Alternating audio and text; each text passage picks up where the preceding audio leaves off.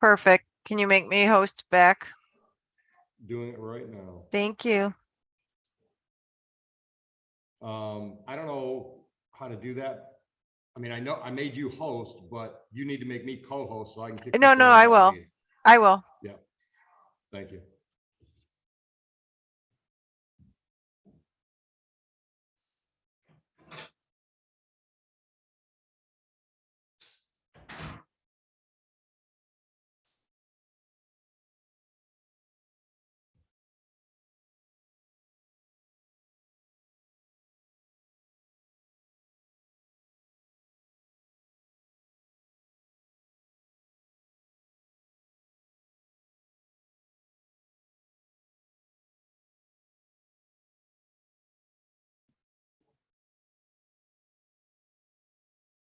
Good morning, Mr. Hadley. Good morning. I'm gonna make you a co-host. Hold on. And I'm here. I know you are. I saw you. Okay, I didn't know if you guys have anything in person, let me know. I'm sure we do. The court officer should be able to funnel that or whatever. Good morning, Mr. McGrady. Good morning, how are you? Good. The judge told me you were coming in early. Yes, On stalling yes, Stalling and Maurice Norwood. got you. I don't see Maurice here yet. Okay. I'll text him right now. Okay. Do you need to talk to the prosecutor on stalling? I don't think so. I think we're just sitting the exam. Do you have all your discovery? Actually, if I could just talk to the prosecutor briefly. Yeah, that's what I thought. Thank you. You knew. I appreciate it. Yeah. We have a new well, just for today. Omar. Don't ask me. I don't Okay. his last name. I'm Oh yeah, because Miss Mosevian's in trial or something. oh, okay. Is this a Sona case? Yes. Then you're Bryn. Okay. Oh, Bryn, that's bad. Bryn, let me make you a co-host.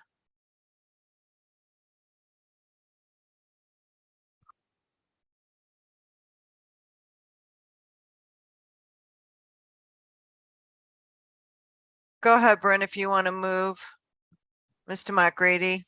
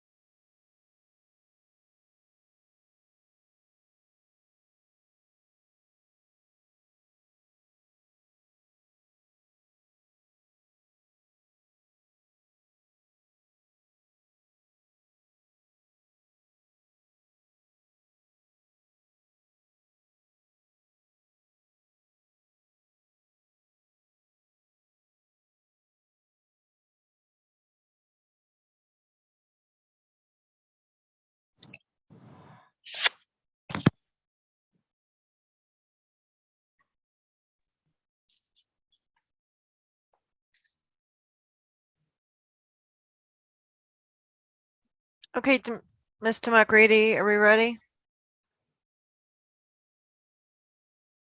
Yes, And you're on, we're doing stalling first, right? correct, yes. Okay.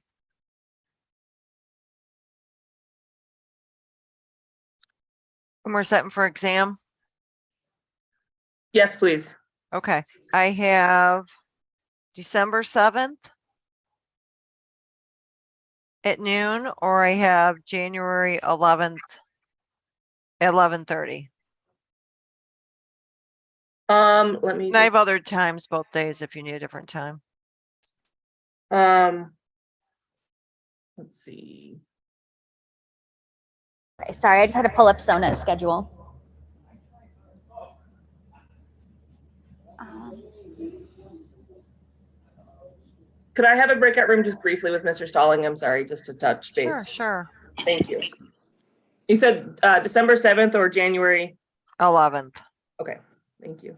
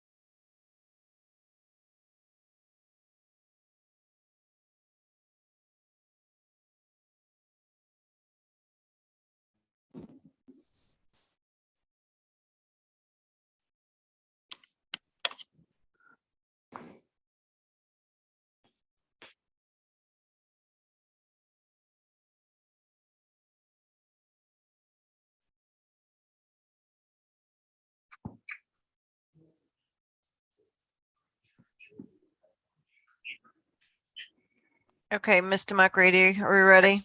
Yes, January 11th date, please.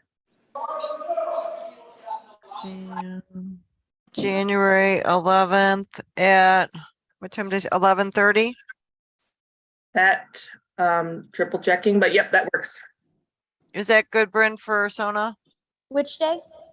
January 11th at 11:30? Yep. That looks like a good day for Sona. Because it seems to me like she told me she wasn't available January 10th. She said the 10th, Oh, okay. but she didn't list the 11th. Okay, perfect.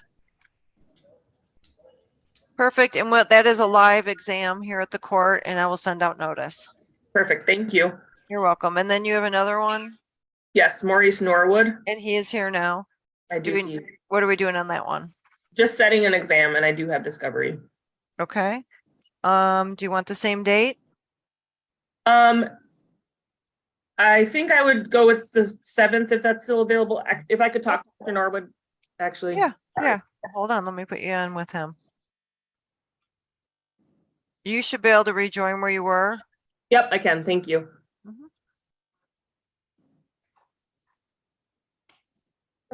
Hey, Michelle, I have Branch ready to go. I'm sorry, you have which one? Branch, Is that a live? he has 3 tickets. Yeah, I mean, that's live though. That's here in the Yes, court. yes, Give yes, me a minute because I gotta take care of these first, okay? Thank you. Thank you, though.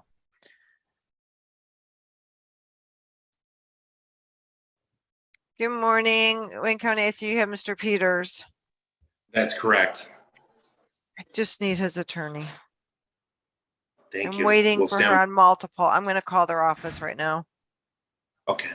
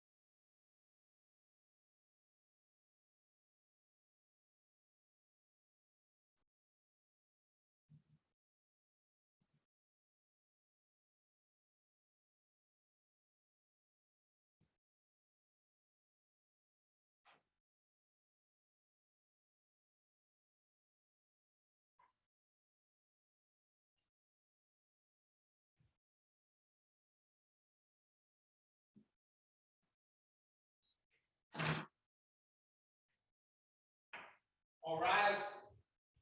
34th district court now in session. Judge Oakley preside. Have a seat, folks. Unless you're on branch, you can come on up. Thanks. Come on up. I will grab the prosecutor. Good morning. Good morning, Judge.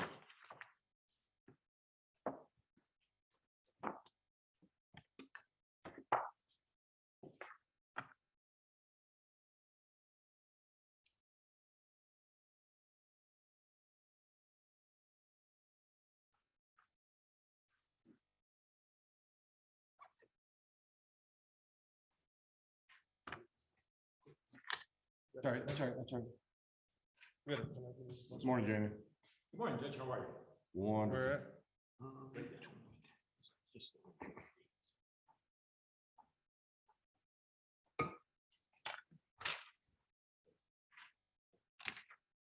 All right, who's prosecuting on the branch matter?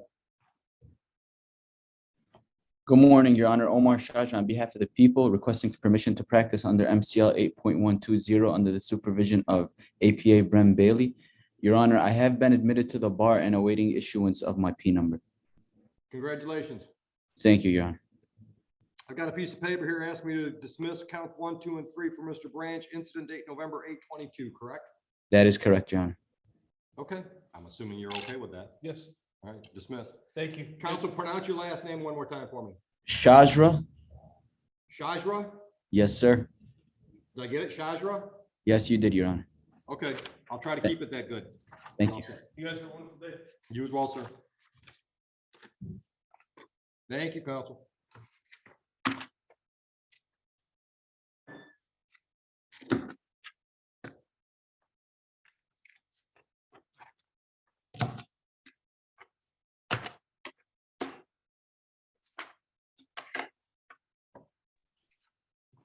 Judge, I have Miss Hamilton coming on now. Miss Hamilton, What's the file? the first one she has is Lionel Green. Miss Hamilton,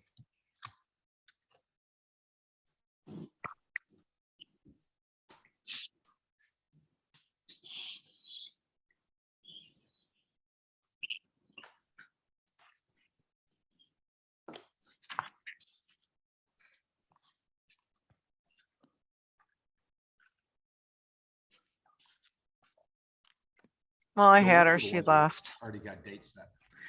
Mr. McGrady.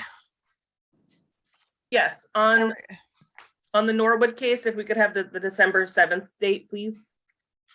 Sure. December 7th at noon. That works well for me. Perfect. And that's here at the court in person. Yep, And I will send notice this afternoon. perfect. Thank you. You're welcome. You have a nice day. Are you done now? I am, yes. Perfect. Thank you. Thank you. So Mr. Norwood can sign off. Thank you. Mr. Noakes, Yes. let me see. We have your client, Mr. Peters, right? No, I represent Mr. Ogburn. Brent, that's right. Sorry. He's in Division 2. You're right. I'm sorry. I was hopeful. So It's was I. Miss Hamilton. All right. Get the Yeah, dates for I'm those I'm the two. attorney for Mr. More Peters. than- Yes, I need you to talk to Mr. Green first. Sure. I'll get them. He's in waiting. So do we know what we're doing on Green or do you need to talk to him? I need to talk to him. Okay, let me put you in a breakout room real quick. Hey, Michelle, can you give me the dates for Norwood and? I will. I'll make a note in the file. I will.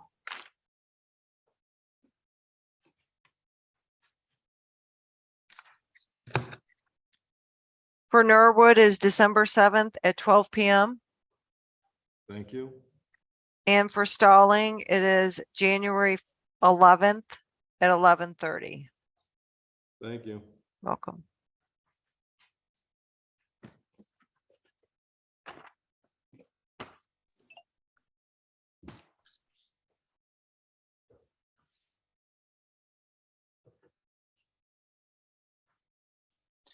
We had Mr. Attorney Norwood, you're all Hamilton for a set. minute, and then we lost him.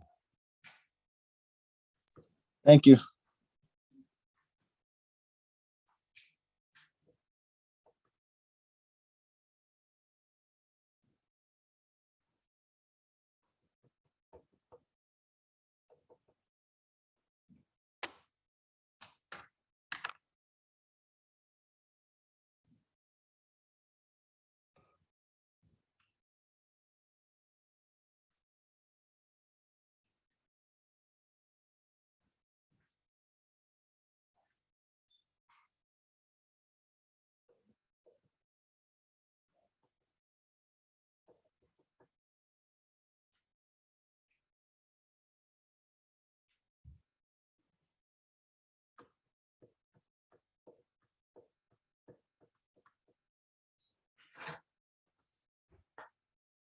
Good morning.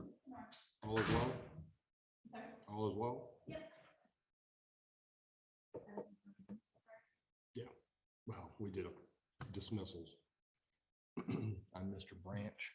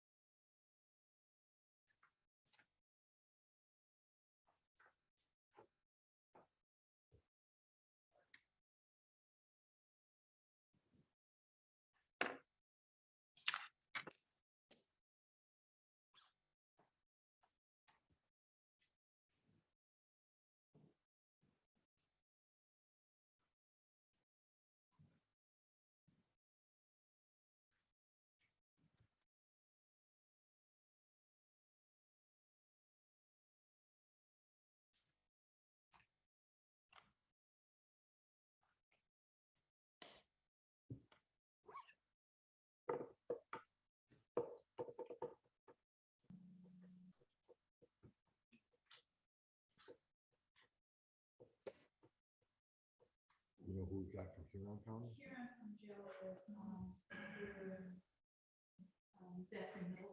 Middleton?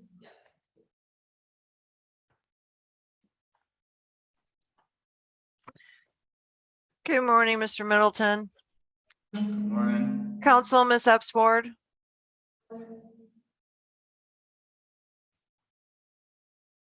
Hi, I'm sorry. Good morning. Good morning.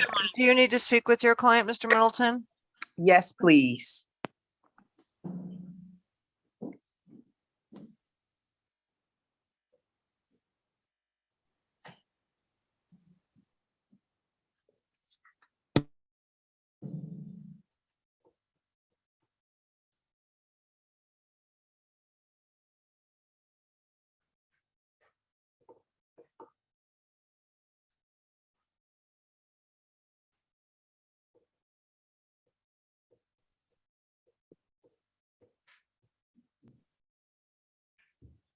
Do we have Mr. Green back?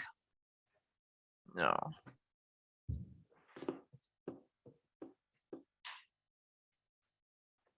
What are we doing on Mr. Green's case? We're gonna need an adjourn date. I need to request discovery. Okay.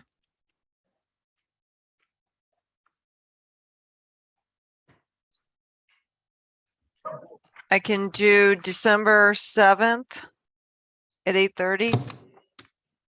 That should be fine. One second.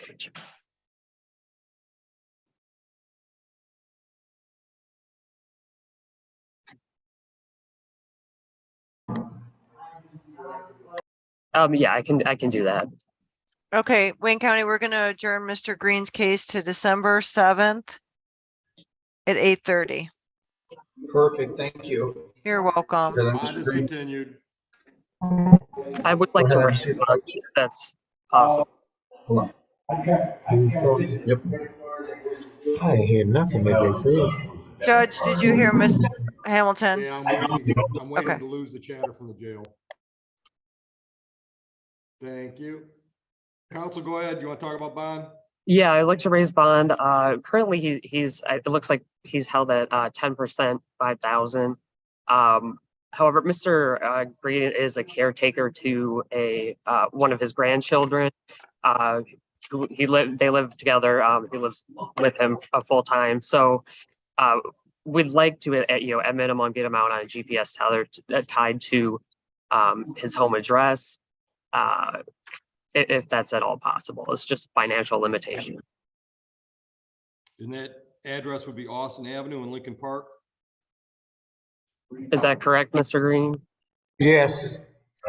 Thank you. People have any position on the GPS tether? No, Your Honor, we'll leave it to the discretion of the court.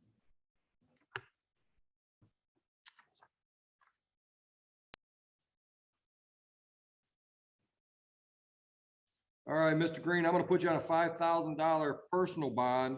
One of the conditions is you're not to be released until you have the GPS tether. Thank you.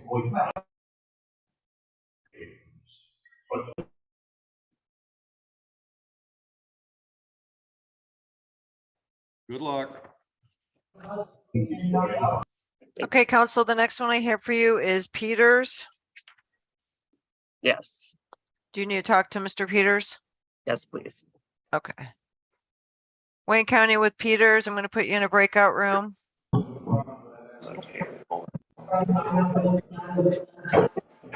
Can you rejoin where you were, Vanessa? Do you know how to do that?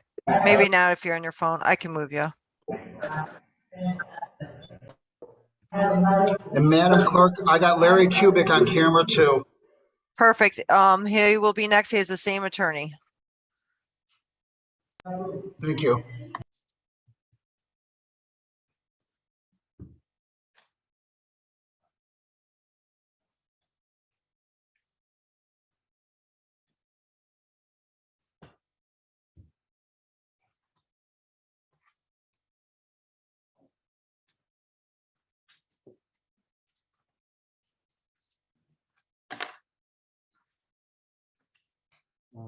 Omar Shazar.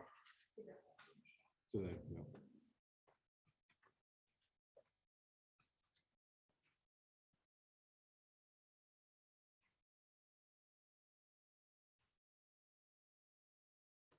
Morning.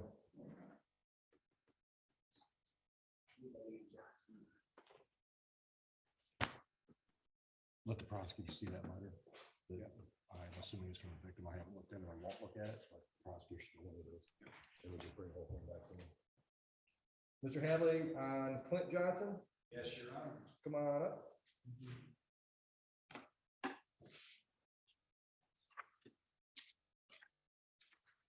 Morning, Attorney Josh Hadley, appearing on behalf of the defendant, Mr. Clint Johnson, who's standing to my right. Good morning. Good morning.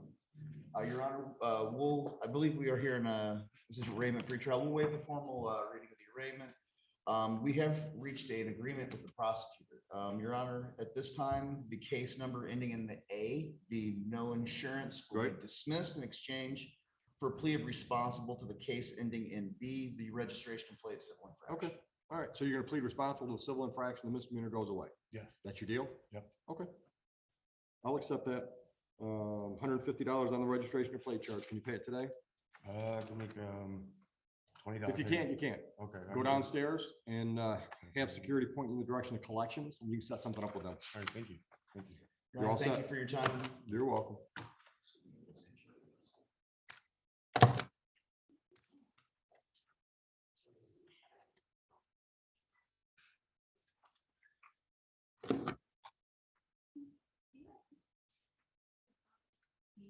He has no peanut. He's brand new. He's waiting for his peanut. He's passed the bar, and so currently he's practicing under that court rule that lets him practice with supervision from, in this case, Ms. Bailey. Yeah.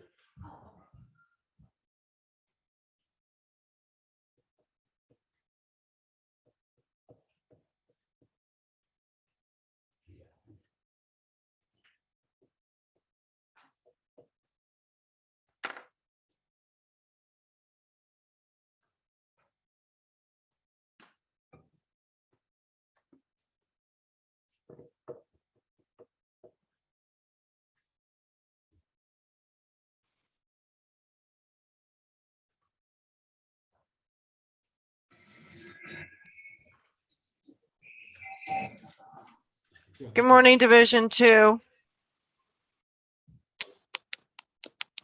You have Mr. Ogburn? Yeah. Perfect. Mr. Noakes? I'm ready. Okay, I'll put you in with Mr. Do you need to talk to him? No, we've already met. What are we doing? I'm requesting an in-person exam date. I've yet to receive discovery. Discovery was requested on the 22nd of November. And so I'm requesting a discovery, requesting an in-person exam date, and I'm going to address bond. Let's deal with the date first, Michelle, and then we'll talk about bond. Okay, December 7th or January 11th. Let's take December 7th. If at all possible, late morning, because I have another hearing in Third Circuit that morning. I have 12:30 or 1:30. 12:30 is fine.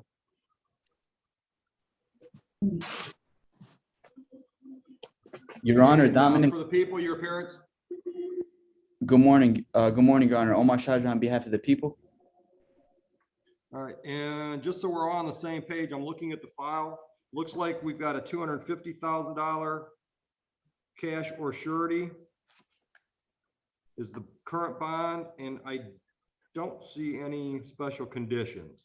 Your Honor, Mr. Noakes, you agree? Give me a moment, Your Honor. I was having some difficulty hearing you. Yeah, no problem. Just so we're on the same Okay, page, I think please we've go got a ahead. $250,000 cash or surety bond. Yes, Your Currently? Honor, I'm asking that bond be reduced. It probably ought to be a personal bond of $250,000 with a GPS tether. Your Honor, I'm sorry, which file is this on? Bryn Bailey. Scotty Ogburn. Your Honor, this is a special prosecutor, Dominic DeGrazia. It's a homicide case. Mr. Shadra and I cannot appear on it. Where's the prosecutor then? I will email him and find out.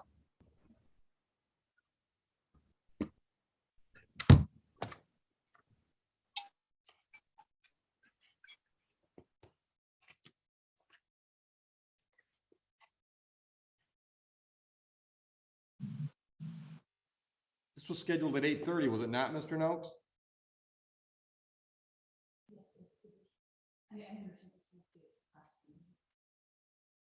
Yes, it was, Your Honor.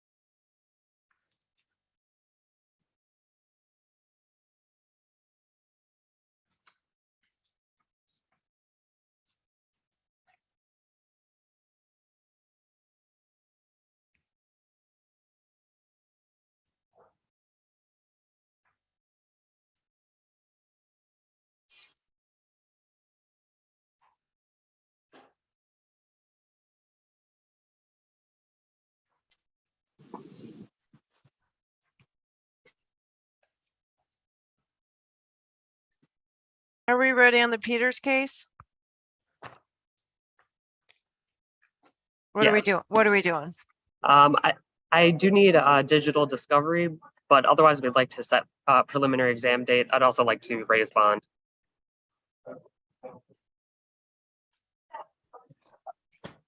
Trying to find the file, Michelle. Okay.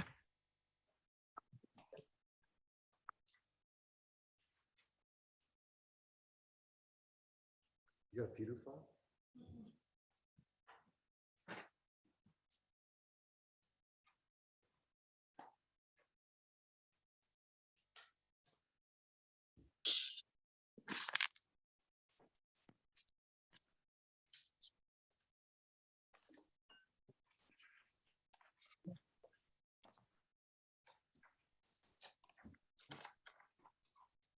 Neither do I.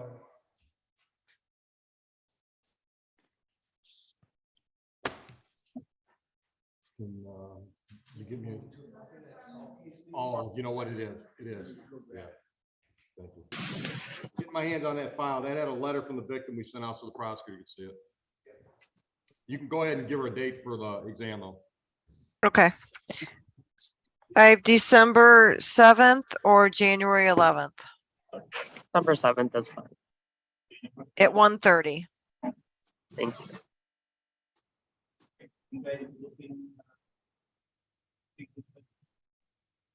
According to our register of action, the bond on that file is 5,010.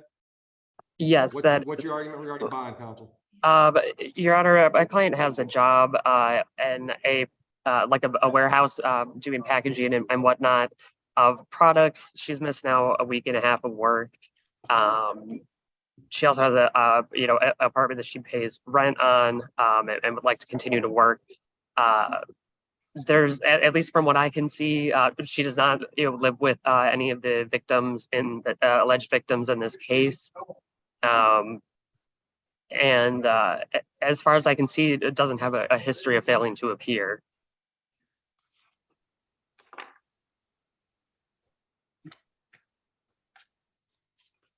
What's the people's position on bond? Your Honor, we're opposed to any personal bond. If a cash bond is to be issued a GPS tether, the defendant in this case is still on probation for an armed robbery, and there are two to three failures to appear.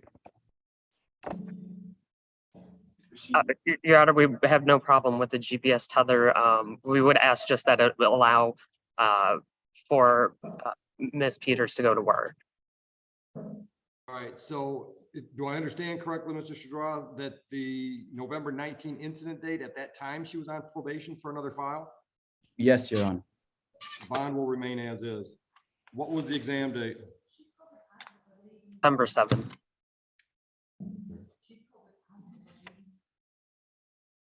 Your client's COVID positive, counsel? I'm not sure. That's the first I've heard of that. All right, well, let's unmute Miss Peters at the jail and let's find out. Sure. Have you been tested positive for COVID? Yes, I have. And I have another question. I am not, I'm not on probation for another case. My probation ended May of this year, so I'm not on probation at all. All right, I don't understand what you mean. Your probation was May of this year. It ended. You went on probation in May of this year? She's saying her It probation ended was on May. It was completed, right? Back in May. All right. So you were not on probation at the time of this incident? No. Counsel, check your information. Yes, Your Honor. What time did we set the exam for on the 7th? 1:30. 1:30? Can we ask the sheriff if they can bring her if Yeah, good idea. Miss Wayne Peters, County, can you what are get the chances officer? of her- What are the chances of her being transported next week if she's COVID positive this week?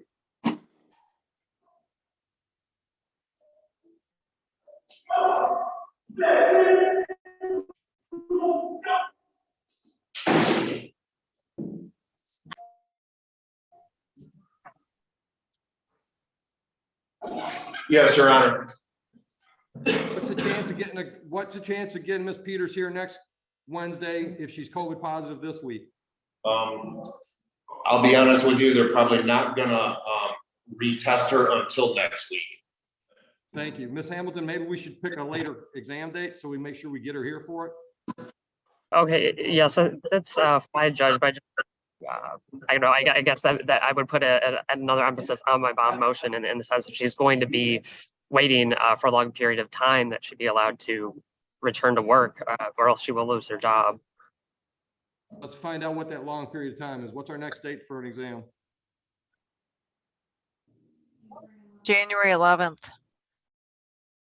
You want to still do it at 1:30? What time you want to do? I have noon.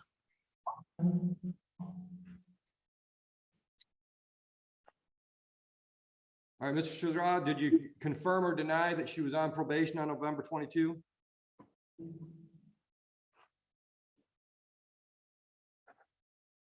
She was not on probation. All right, thank you.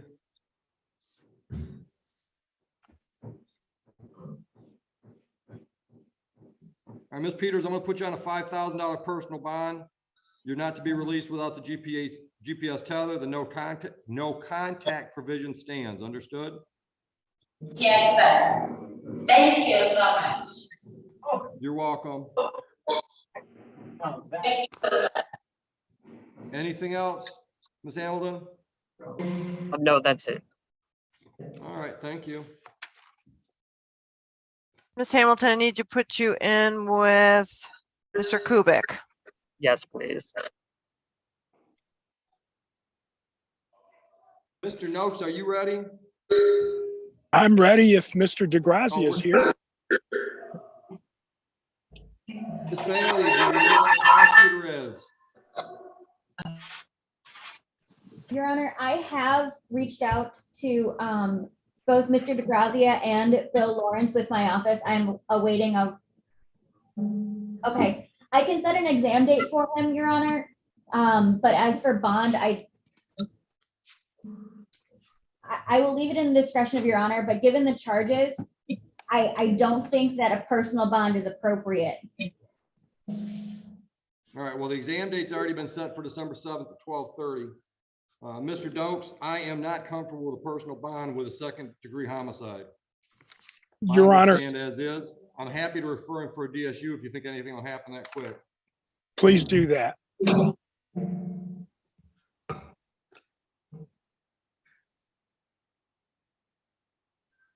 we still calling it DSU? Yes. All right, anything else, Mr. Noakes? No, Your Honor, I'll see you next on the 7th. All righty. Thank you. Have a great day. You too. Miss Epsward, Yes, I'm here. are you ready? I'm Mr. Middleton. Yes. What are we doing? I was gonna ask the court if we could adjourn. I still don't have discovery.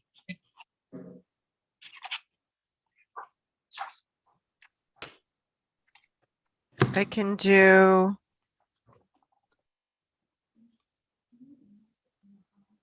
Next, December 7th, December 14th. I can do the 14th. I only have one other matter. Okay, at 8:30. That's fine. Counsel, I'll continue bond. Do you know how long Mr. Middleton's supposed to be in Huron County? I have no idea. I know he has an exam coming up, Judge, on 12/8 there. All right. Okay, Thank you. Enjoy your day. you as well. Good luck, Mr. Middleton. Thank you, Your Honor.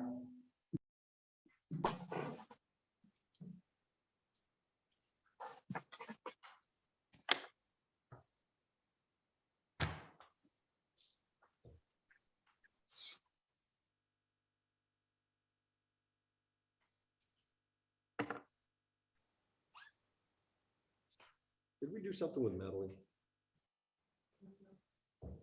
Medley. Joe, we didn't do anything with that one yet, did we? Okay. No, none Thank of you. those, so. Okay.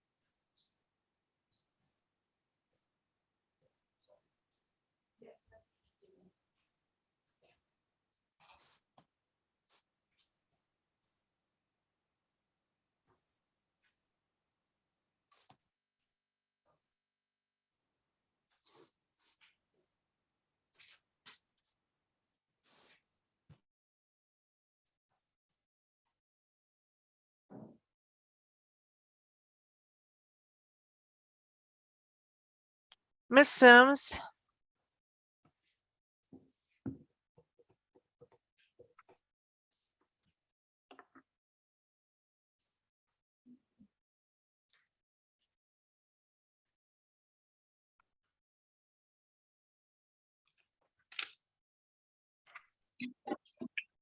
Hello, hello.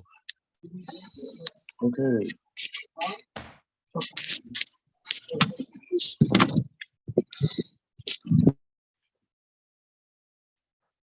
Anybody know anything about a James Frederick scheduled at 8:30?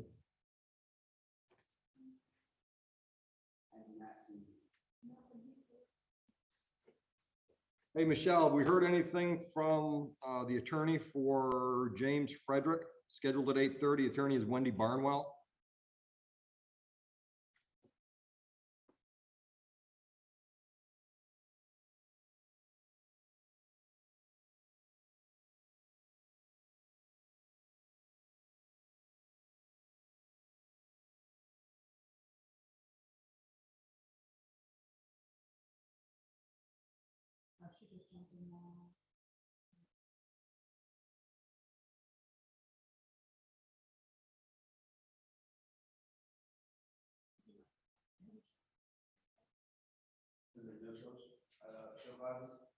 Or even for the 8:30, that Frederick person speaking up here.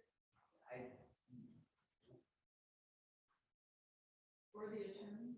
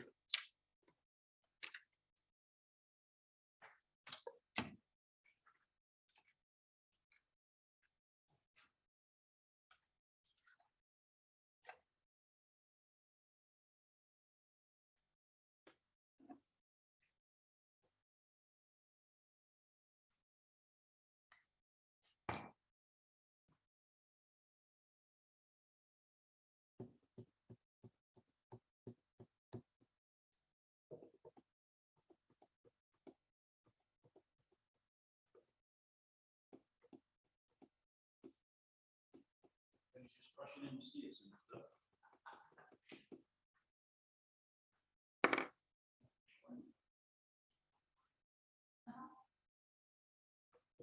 December 7th.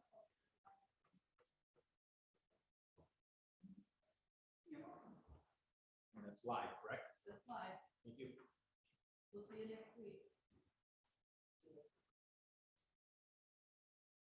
12:30, correct? 12:30.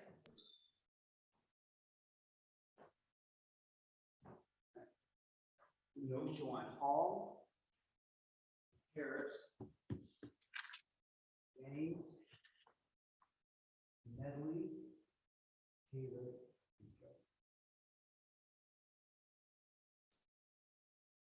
Yeah, Frederick got a defense attorney.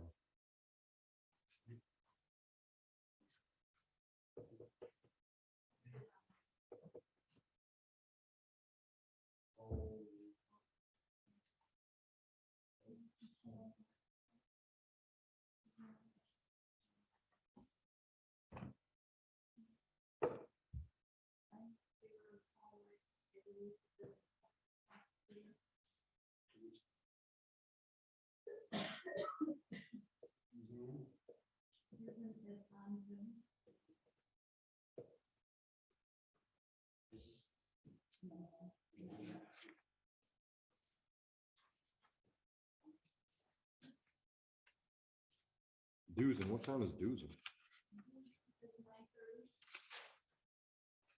Oh, there they are. And you got them on Zoom?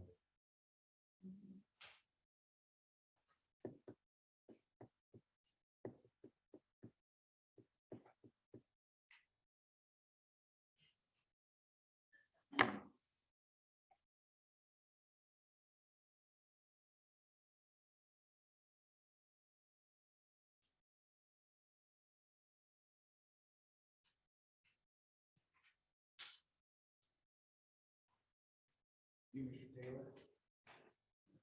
You, Ms. Sheldon?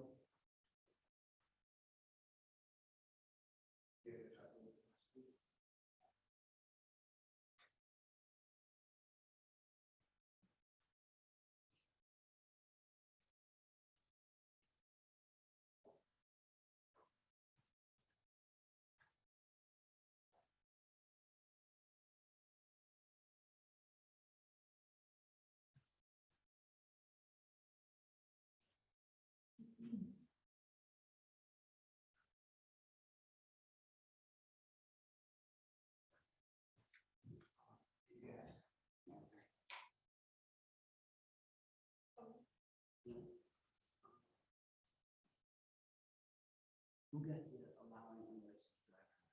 Are you? This one is mine. Okay. This one is his. Taylor, sign there and then Banner sign there.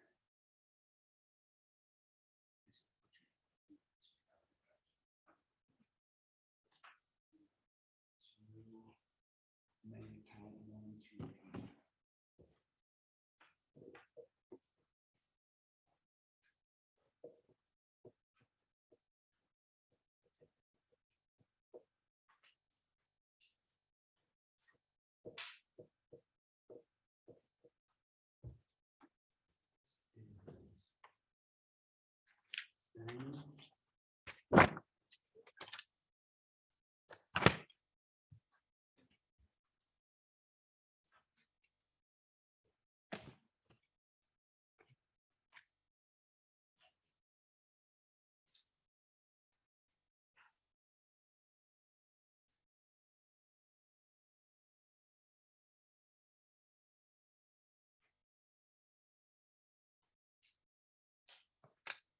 All right, Ms. Steiner, understand that you are prepared today to plead responsible to an impeding traffic civil infraction? Correct? Yep. I will accept your plea to that.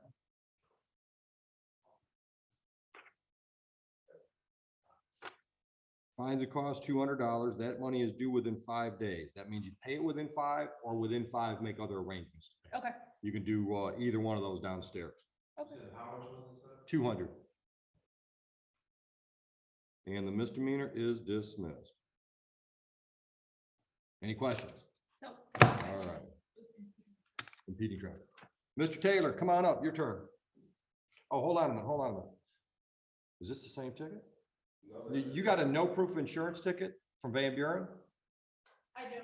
Did you do anything with it? Not yet. I have it set up We just got it. We got to pay. for the. Okay, well, you can make arrangements for that downstairs too then. Okay. Okay, all right. All right, Mr. Taylor, you made a deal with the prosecutor too? Yes, sir. So you're gonna plead guilty to an added misdemeanor, allowing an unlicensed driver to operate a vehicle on November 1st. You said added misdemeanor? Yeah, and then we're gonna dismiss the original 2 charges. right? Yes, sir. Okay. When The you say added, added, you mean added like from our previous history or? no, just the new charge is allowing unlicensed driver to operate. You're gonna plead to that today, and then both these are gonna go away, Okay. right? That's your deal? Yes, sir. Okay. The added charge carries a possible penalty of up to $500 fines plus court costs and up to 93 days in jail. Do you understand that? Yes, sir. Did you go over your rights form, read those rights and understand those rights? Yes, sir. Understanding all of that, are you pleading guilty freely and voluntarily to the added charge today? Yes, sir. All right. So on November 1, 2022, did you operate a vehicle near 94 in Middle Belt in the city of Romulus? Allowed a driver to drive it. Yes, I allowed myself. Okay. And you didn't have a license at that time? Yes, sir. I can accept your plea to the added charge. I'll dismiss the original one. What's the status of your license now? I'm waiting until March. March. That's when my license extension is up. Oh, okay. Secretary of All right. State. So you've done everything you've got to do.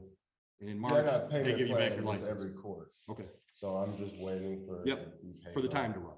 Yes. Gotcha. Everything should be paid off by March though, so March is my. Okay. my debt. Are you working?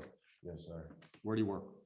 King for Science. Where? King for Science. What do they do?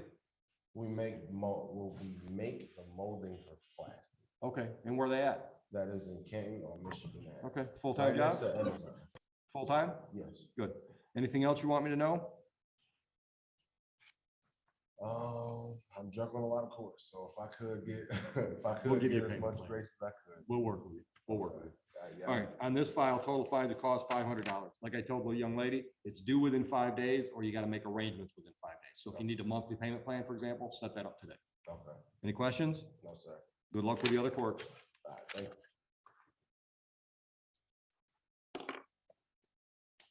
Are we ready in Kubik? What are we doing? I just need digital discovery, but otherwise I'd like to raise, well, I just want to confirm that he has paid bond. He just is waiting for a tether. I want to confirm that that's the information that you all have. And then we can set a preliminary exam date. I don't know. Can the jail confirm that? I'm not sure. Counsel, what do you want us to confirm? Just that he's posted bond, but he has not been released yet. And so I just wanted to confirm that. Yeah, we can't confirm that. Okay. That's fine. You know, I can tell you what the bond requires, but I don't know where he's at in that process. Okay, yeah, no, and I can see it on the register of actions. I just wanted to see if there was any additional information. I think he's waiting for to be fitted with a tether. All right, so what was the exam date we're going to set? I can do December 7th or January 11th. December 7th would be at 2 p.m. You do December 7th. Your Honor, Madam Clerk. 2 p.m. Yep. I'm sorry, Your Honor. The bond was paid. It is confirmed in the JMS system. Thank you, Corporal. Appreciate that. December 7th at 2 p.m. Mr. Kubik, any questions for your attorney?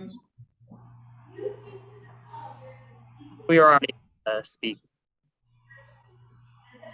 You're we'll be following up as soon as you're out, but your in-person date will be on December 7th.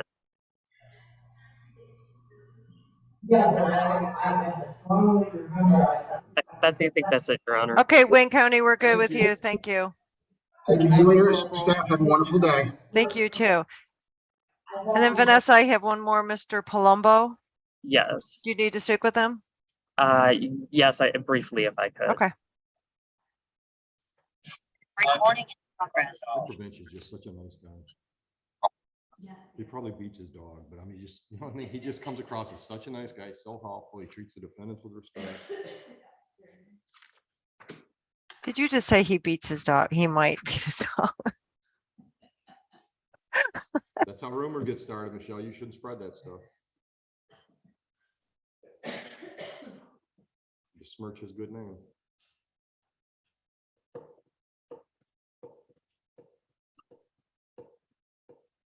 right, Your Honor, we're prepared to go forward on Mr. Jacob Duzan whenever the court's ready for us. I am grabbing. And it's set for a 9:30, Your Honor. Thank you. What are we doing? Your Honor, after speaking with the people, we would go ahead and like to set the matter for a final pretrial conference for the complaining witness to appear. Can we do that for next Sunday or next Sunday? I tried to say next Wednesday, the 7th, and it came out next Sunday. Can we set that for next Wednesday on the 7th? Next Wednesday, the 7th. Your Honor, I will actually be, what time would that be at? 9, 10. I've got an 8:30 in East Point. I don't know that I'll be able to make it across town that quickly. If we could do it maybe at like 10:30. I have a 10:15. Yeah, let's do 10:15 that day. I don't want to have to move the date out. Thanks, guys. All right, Mr. Duzan, you understand that? Yes. All right, your bond is continued in the meantime. Anything else on this file? No, Your Honor. Thank you very much. Mr. Thank you. Duzan, that's live here at the court. Yes, thank you. Thank you. Okay. Okay. All right. Have a good day, Oh, Mr. Duzan. Yep. Mr. Duzan, it looks like you owe us a whole buttload of money and you had a payment plan, but you haven't made any payments for a while. Can you get back? on Yeah, track with well, that? I didn't know that the payment plan started up because I thought it was gonna start up when I did this court case that I originally missed the original date on. So I didn't know it started up. I changed my address. You guys have 217 Belleville Boulevard? Do not, give me that again. 217 Belleville Boulevard, Okay. Belleville, Michigan, 48111. Can you get up? Do you remember what your payment plan was supposed to be as far as how much per month? 100 a month? Can you start that soon? I could start it as soon as next week. So next Friday would be the 9th. You can get it started on or before the 9th? Yes. Okay. I made a note. All right, Have a great thank you. day. Yep, thanks, Your Honor.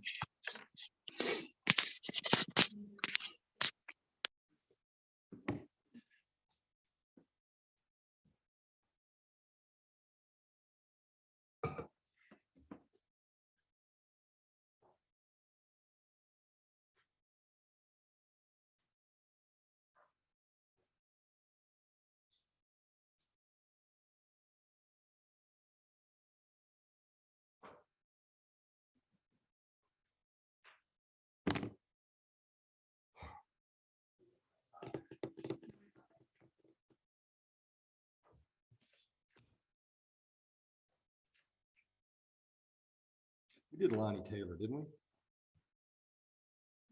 Lonnie Taylor. And Steiner, we did that one as well, I think. Yeah. Well, we're actually doing pretty good on our docket. Thank you, Michelle. I appreciate you. Thanks, Michelle. You're Jamie welcome. being very helpful, is he?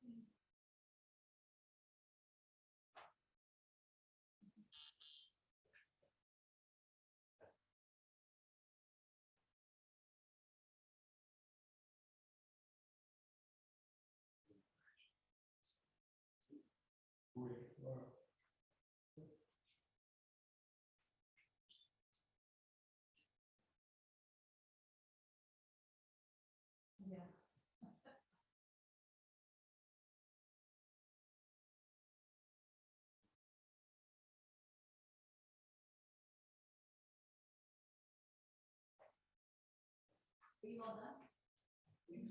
want to make sure that. Yeah.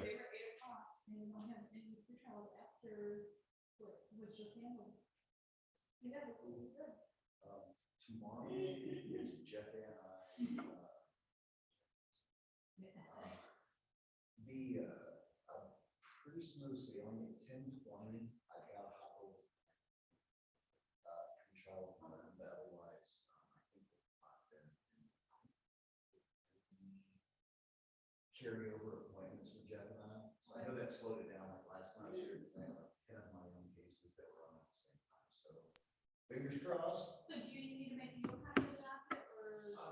No, I got, I think so. I got a copy. Because I have a copy for Jeff and then I need a copy of the police and I'll put them in the like we did that. I think it's a good idea. Instead of scalping a phone book worth of paper. What are we doing on Mr. Palumbo's case? Thank you. You too.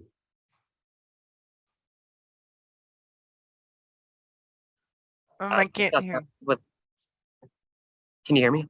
Yeah, go ahead now. But we just need a adjourn PCC day. I don't have any of the discovery for this case. Okay. I can do next week, December 7th. That would be live here at the court. Or I can do December 14th. Let's do what time would it be on December 7th? December 7th, I can do anytime in the morning you want. I pretty much open. Let's do the 14th. The 14th, I can do at 8:45 and that's Zoom with Judge Green. Yeah, we'll do that. Okay.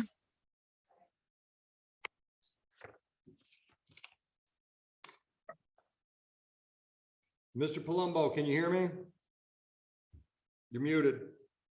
Yes, I can hear you. Yeah, Yes. according to the paperwork I've got in front of me, we've got 1, 2, 3, 4, 5 files that you owe us money on from cases from 2018 and 19. Total Yes. $2,541. Yes. If you go down our website, you can set some kind of payment plan up if that would work for you. Okay, yes, I can do that right now. Under the Contact Us tab on our website, you can start that conversation. Okay. Good luck. Thank you. Okay. Thank you. Is that your last case? I believe so, yes. Don't see your name anywhere else. Enjoy your day. You too. Thank you very much. Oh, you're gonna be here this afternoon, right? Yeah, I'm already here, so Oh, you are here. Okay, there you go. You have a long day then. yeah. All right. Well, thank you. Yep, we'll be seeing each other.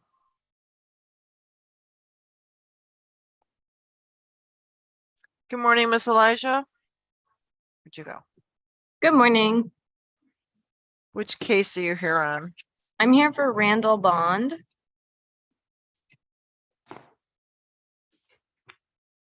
Okay, don't see Mr. Bond yet. Okay.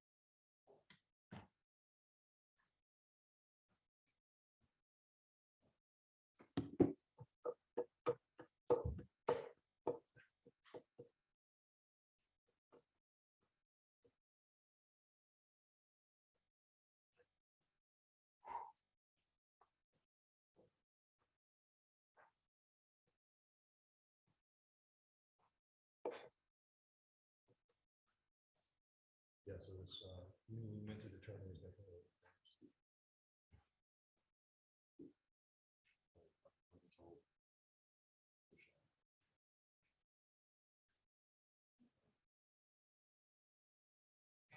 Why they work for one con. So they get lots of experience.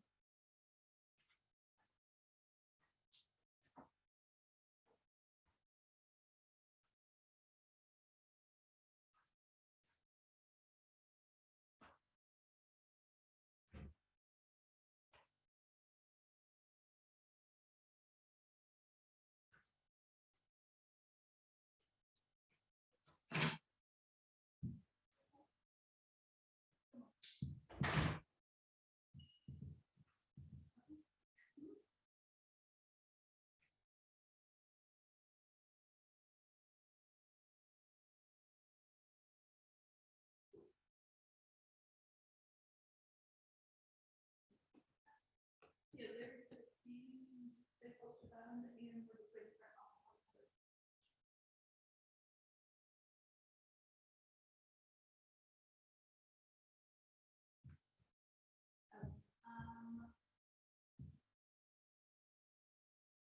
Are we waiting for a phone call from,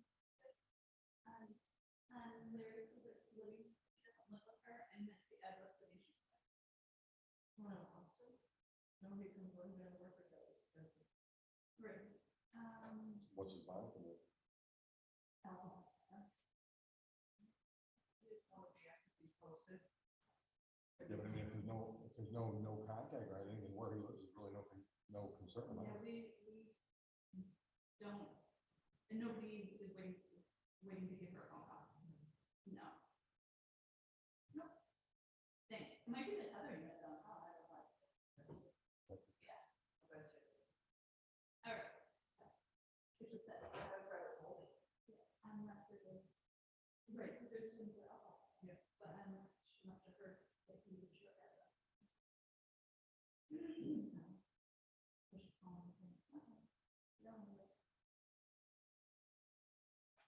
It sounds like a home storage situation.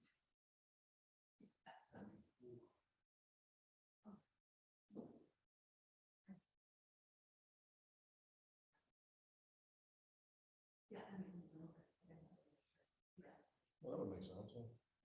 She's a supervisor. You figure out how to say his name yet?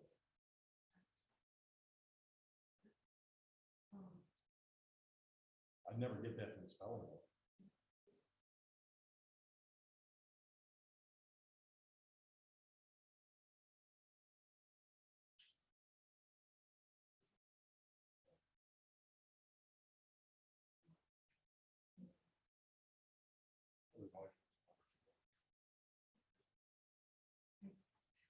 How many you got scheduled? Like 9.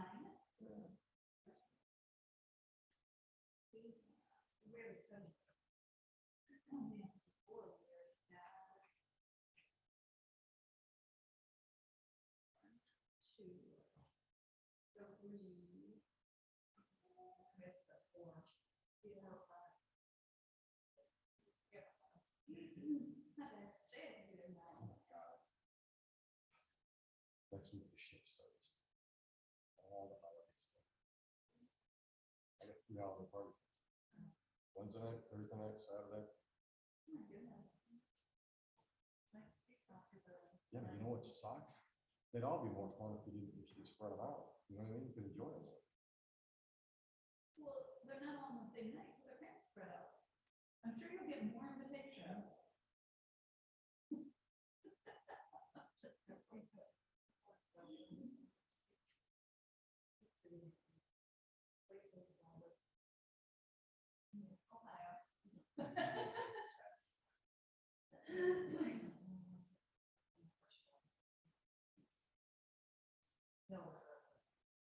There's a lot of big seasons in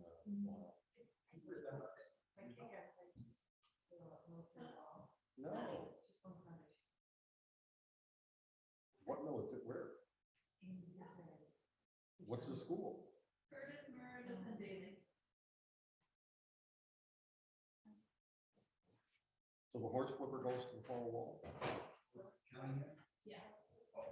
She's very, all 3 of them are here, shifter dress. Why is she so? I mean, she's been to proms and stuff. The military ball. She just wants somebody to hold a sword over her head, or what? Hope she has class.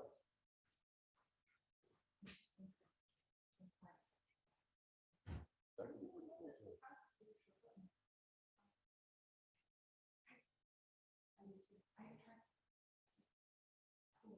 Was that Mr. Notes?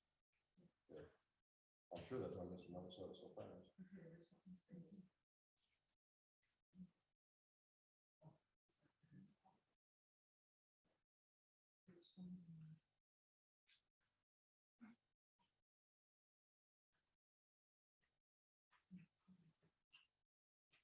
Yeah, I mean, the average citizen would lose their mind if the house got sensitive at home. What? Oh, yeah, you think, usually they follow those. You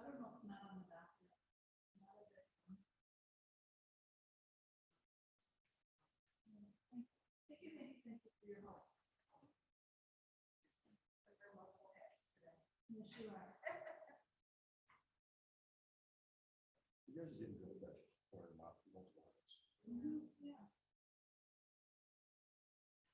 Makes a day go faster, that's for sure.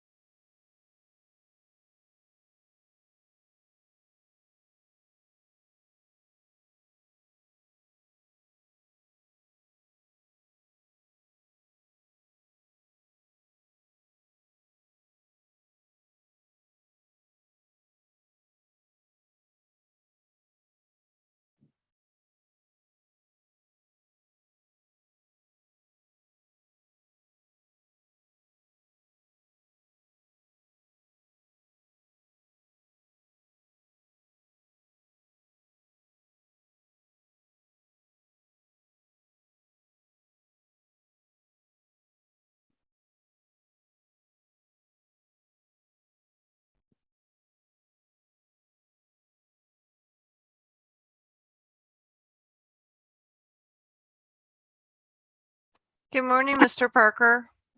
Good morning. How are you? Can you hear me? I can. What are you here for? Your Honor. No, I'm just the clerk. Okay. I know. It's one of those mornings. It's okay. Anyway, I have 2 exams scheduled for this afternoon. The first one is Miss Sims Neal, and we are planning to waive that. Would you like us to do that now? Sure. Do we have her though? Mr. Parker, we need Miss Sims. Let me set this up. I did have her log in. She's not on there. She left. Okay. I tried talking to her and I tried. Okay, then I'll see if I can get her back on. Okay. We can do that.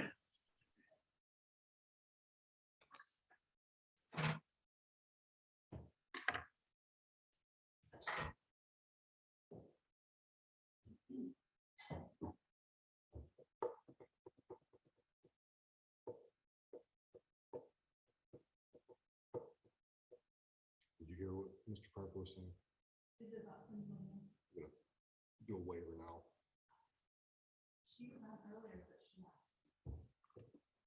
Of course, that's the only one scheduled for 1 o'clock. That's the only one scheduled at 1 o'clock. Hopefully some of the 1:30 stuff will show up earlier. The 1:30 is already here, that was perfect. Who that? Daily? Oh, but you know, maybe wait for the witnesses, which.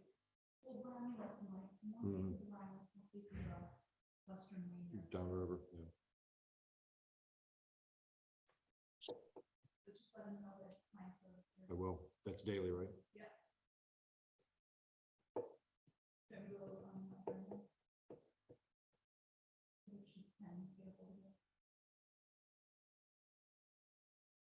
Sure. Yeah. Might as well.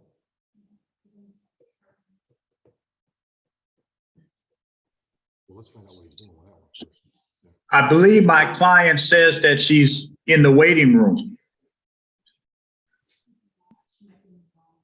We're gonna look for and see if she's in the wrong waiting room, Mr. Parker.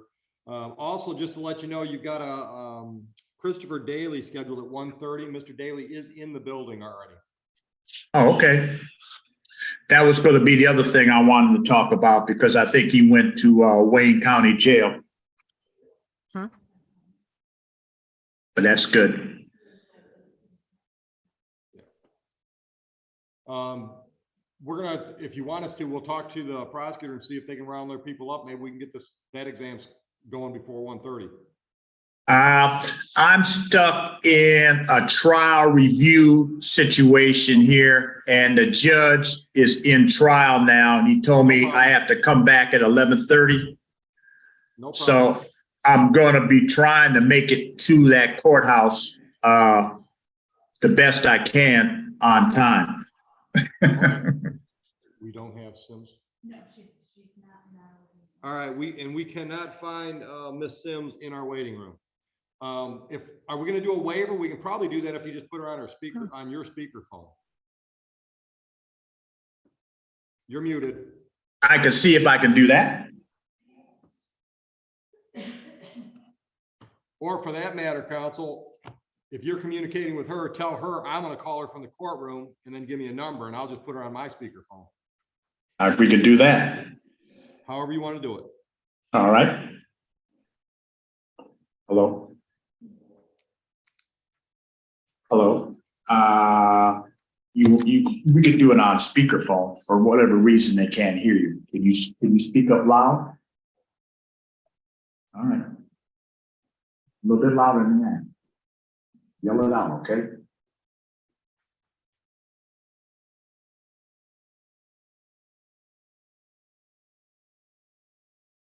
Let me hear your voice now.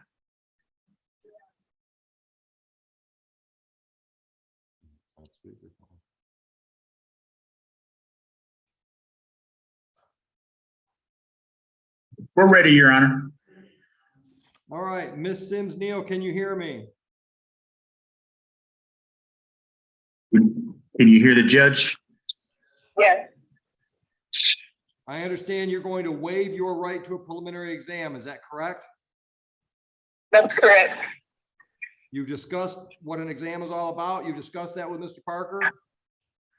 Yes. And you understand your rights and options? Yes. Understanding all of this, you want to waive, understanding that a waiver means your next court date will be at the circuit court level. Is that all true? Yes. All right. Mr. Parker, are you satisfied with the waiver? I am satisfied, Your Honor.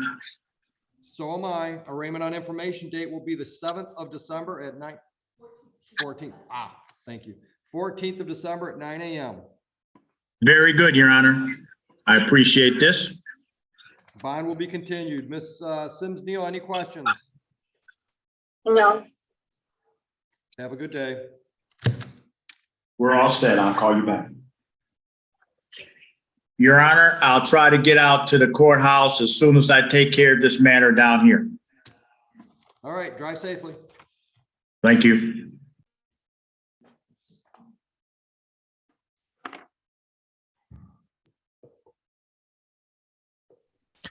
Miss Elijah, I still don't see Mr.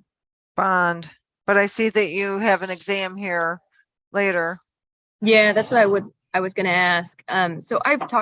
So in regards to Mr. Bond, I've talked to him a couple times this week. Can we just hold this to 12:30 and see if I can get a hold of him? Because I'll be in the court at 12. I'm okay with that. Sounds good. I'll see you at 12:15 then. Thank you. Okay. She can't get a hold of her guy. She's talked to him twice this week, so she's coming for an exam at 12:30. So she's said, can we just wait on his? Hopefully she'll find him before that. She must think we're really efficient with benchmarks. What's going on, Tim? That's exactly right.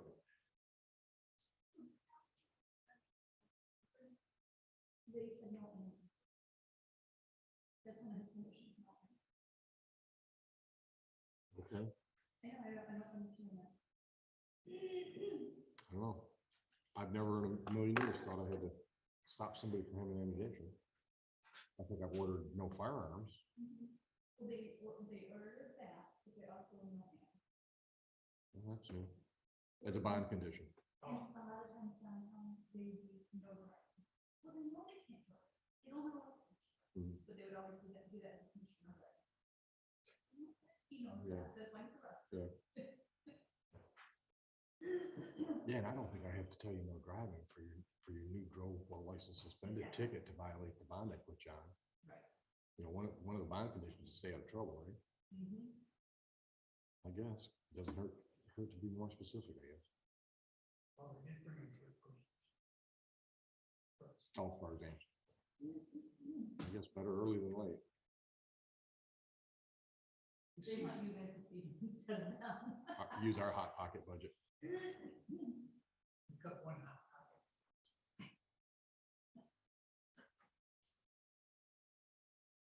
I want the middle third. You see, they do all that on the side. They put on swim lanes. They want to keep this coming out.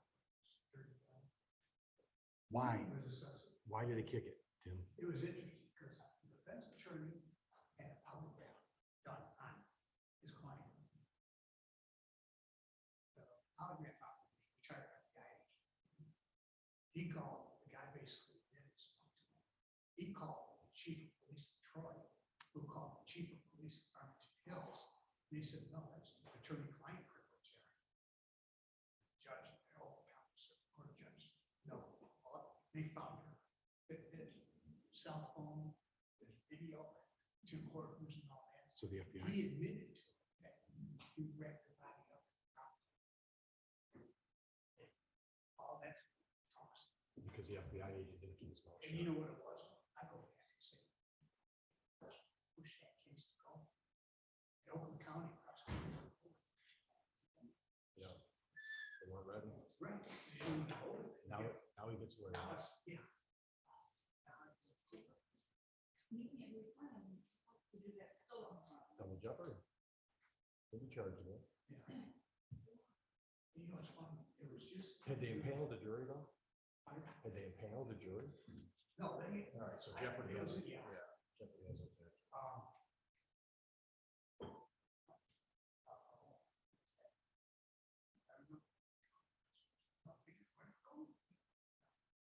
We know that we can't correct them.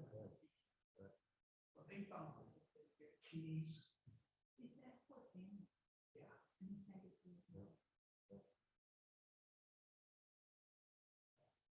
I remember an exam all that was coming out. That police found this. He admitted he drove the car, brought up that gross population. And you know what the hell? The polygraph examiner's got to understand that anything he hears is part of the attorney-client privilege. Right. When the defense attorney. It's not like he's a police polygraph. No, when the defense attorney hires him, Right. you can't just go talking to your buddies in law enforcement. Well, I'll tell you what, he shouldn't get any more work. Oh, yeah, I know. But I said, first I said, wait a minute. You hear this? Defense attorney hires a polygraph examiner who's retired FBI. So during the polygraph, he gets information about the crime. He calls his cop buddies and tells them about it. As a result, now all the evidence in the case has been kicked out. The guy just walked away from a murder. Wow. It's like, stay in your freaking lane, dude. You were hired to do a polygraph. Wow. Funny thing about the whole thing is, it just came out in the news today. This happened on the 17th of November, that the circuit court judge ruled. How'd they keep that quiet? You know, I think it's because of me. Just things against dangerous. Morning. Do you have a minute that I can talk to you? Sure. briefly about an issue? You know, this is live.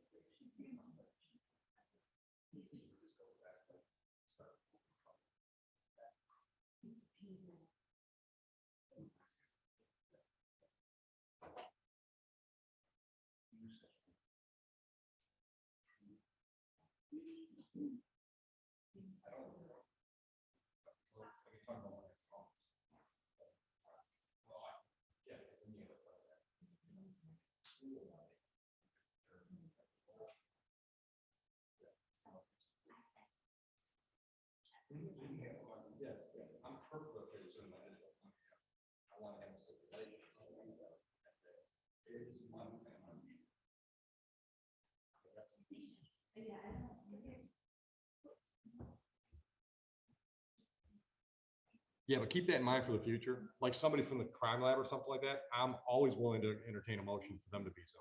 Okay, all right, thank you, Judge. I understand the logistics.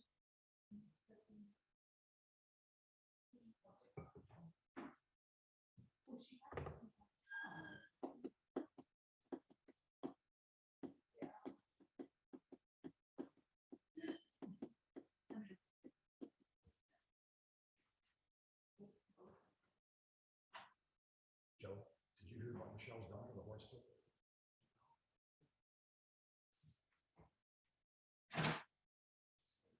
She bought a horse. And flipped it. No, but do you ever think of that? It makes perfect sense when you think about it, but who would have thought that was actually a way to make money?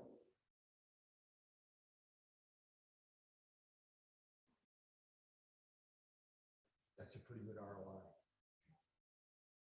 I mean, I don't care how much hate you want in the interview, that's still pretty good return on investment.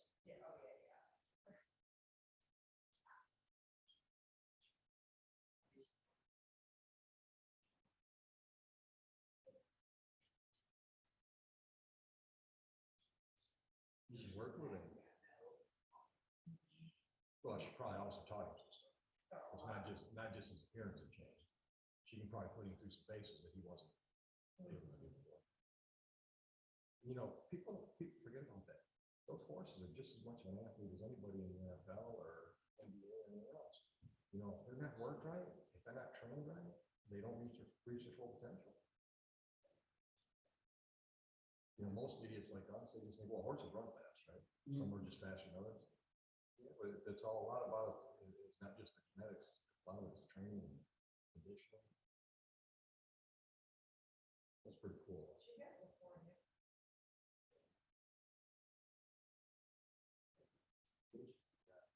Yeah. And the cool thing is you can have one of those project horses going all the time. I mean, because you're not working that one horse all the time. You gotta give them some time off. So you could have 3 or 4 horses going at the same time. That's pretty cool. And then, you know, as your reputation gets better, you know, you get a couple horses that actually start winning some money on the track.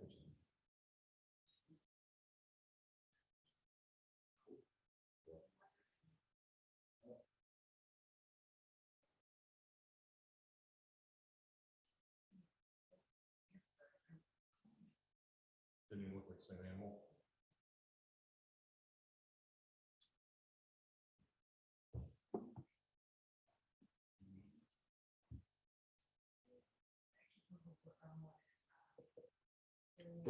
That's pretty cool. That's right in that category. Because every once in a while I hear about, like, I'll talk to somebody here about, you do what? It's like, damn, never thought about that as a way to make a living, but sure, somebody's got to do it.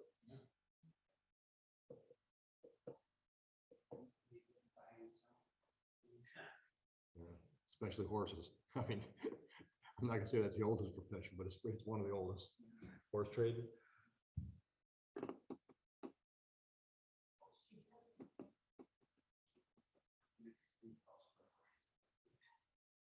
Depends.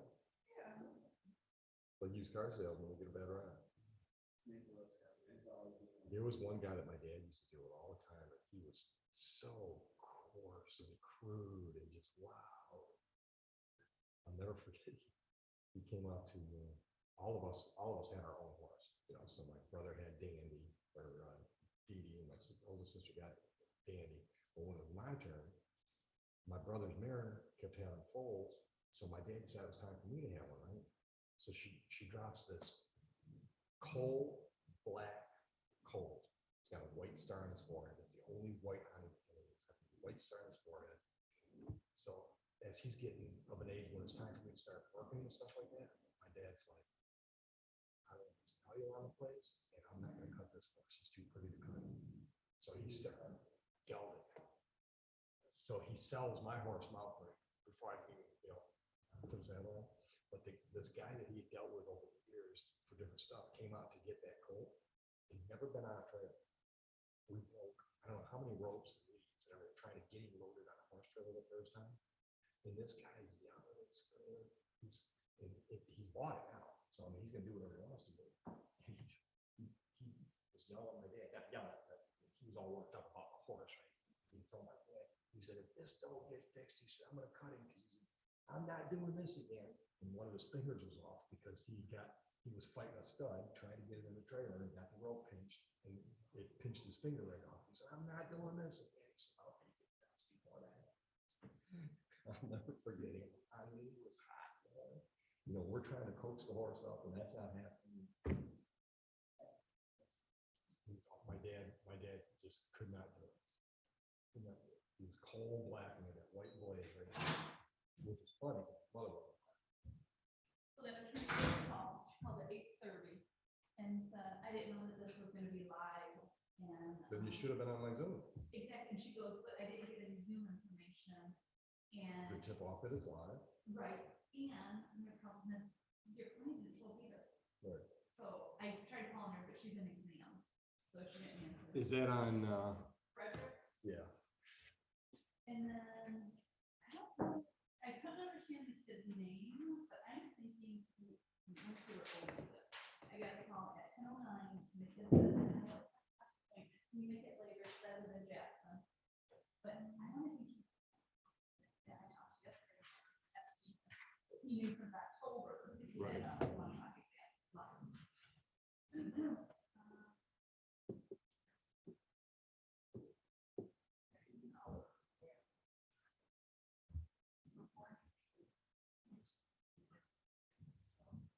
Oh, it was fine and Oakley. Same when you talked to yesterday? No, no. That were on? Yeah. What's your name? Name was Derek. They changed it. They changed it to Mason. That's not a much better horse name. Yeah, I was thinking CC. So Bond hasn't shown, Bond's not here? No. The attorney was on. Yeah, Emily, did you get a hold of your client? Yes, I did. Yeah, Mr. Bond should be signing on. He'll be signing on, okay, thank you. Yeah, could I have a breakout room with Ms. Bailey? I believe we have a resolution. Yeah, we can do that. I want to break up with him. Yeah, my horse's official name, because he had papers, was Sugarwood's Colonel. And we called him Doc because all our horses had D names.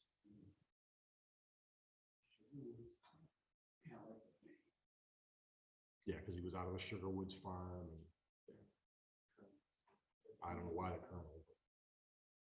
Matter of fact, I don't think we got to pick the name at all. I think that came out. I think the stud's owner got to pick the name. It's like whenever we got Wanda from a kennel, and her real name was, I forgot the name of the kennel, but I'll just say Lucky Stevie's Wander. Right. And so they called her Wanda. Right. They must have done like all like record names. Yeah. Motown artist or something like that. Yeah. And she wasn't good enough to show, so they were selling her as a pet, so we got her half off. Yeah. And when we went to the kennel, you know, she came in the meeting room and she jumped on the couch and she kissed us and loved us and everything else. And then we got home, she never kissed us again. It was like she was, and she had She played you. Yeah, she She did. played you to go home. She had never been inside of a house. That is She so didn't have a funny. phone. So our TV scared the crap out of her. Everything in our house, she was so scared. And I was planning on changing her name, because who the hell can dog named Wanda? So, but that night around midnight, she went outside and something scared her outside, and she went right to my privacy fence. And I'm like, oh my gosh, I'm like, Wanda. And she came up to me and I'm like, oh. we're Better keeping keep her that name. That was so freaky. But yeah, she had never been in a house, so everything scared her. Yeah, you don't think about that. Yeah, you don't. But, you know, we're just talking about working with horses. That's like dogs though. You know, I don't buy dogs, but you know, that's a big deal when you buy it from a kennel. Is it just a cage dog? Or Yeah, have they yeah. worked with it? Have they socialized it? You know? Yeah, Yeah, she was the best dog ever. yeah, you just lucked out. Yeah.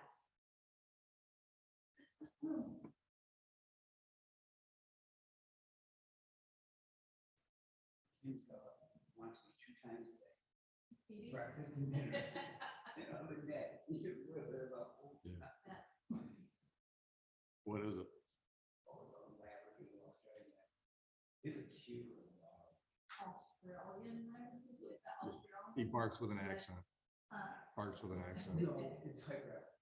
Right. The doodle part is the poodle, but Australian Shepherd, Labrador, and a poodle? It's called Australian Labrador. I have no Because idea. the lab is the lab. Right. And I think so. Is it an Australian doodle? It's Australian Labrador. It's like, of course, if you know my wife, I got the most fanciest dog in the world. He's a total animal. Vanessa's dad just had to put his dog down. Yeah, and that's Charlie. Yep. I was the first person Charlie ever bit. Were you? That's my claim to fame. Your tires on your truck too? They don't have to went after the tires. No, it shocked me when he bit me because I've been around him a lot. Oh, so it wasn't like it was your first time meeting him? No, and I think it was just a perfect storm. I went there looking for Pat and nobody was home. Oh. And he was out. Yeah. Yeah, I did like I always do when I walk. Walking some bar, I put my hand out like that. Next thing I knew, he's chewing on it. It's like, wow. Like, what the hell? I'm gonna take my hand out of his mouth. Like, dude. We know each other. It's like betrayal here, Charlie. He's like, And yeah, yeah, my dad's not home. And then he used to come at me all the time. It got to the point where I wouldn't get out of the truck unless he was on his road. I just assumed it was because I tasted it the first time. Yeah, you must have. So I got that going for me. That's right.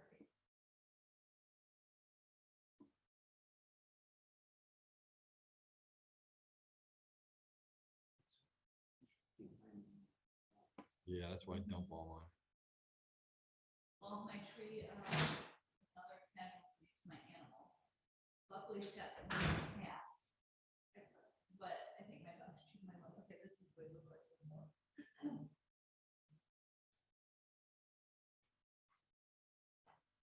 Still pretty cool.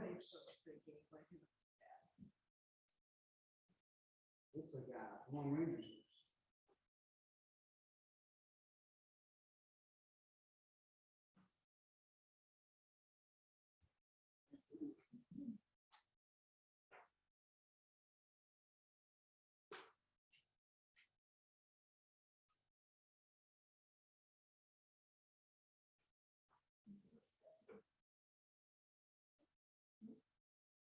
My uncle.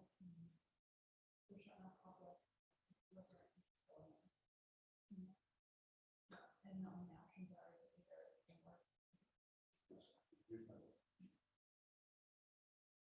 Oh my gosh.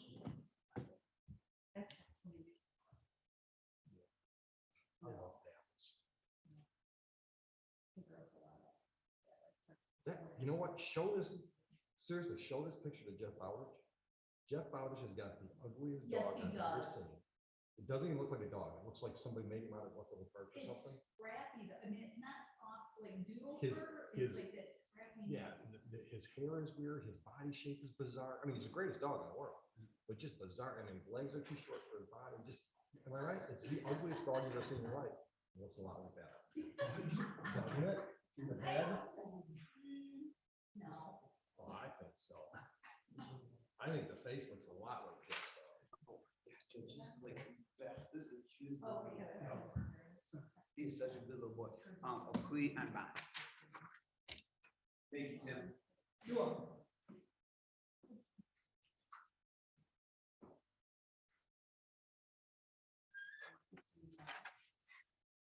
All right, council, are we ready on bond? No. Is he in the, I just talked to him. He said he was signing on. Is he on yet? Not yet. Okay. Can I have a breakout room with him when he does come on? Sure.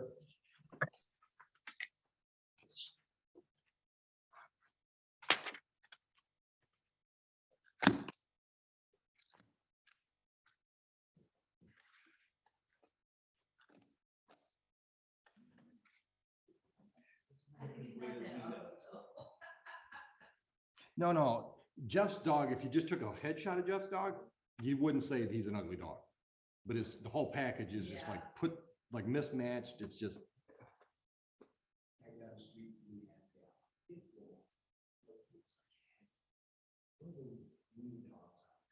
Dotson.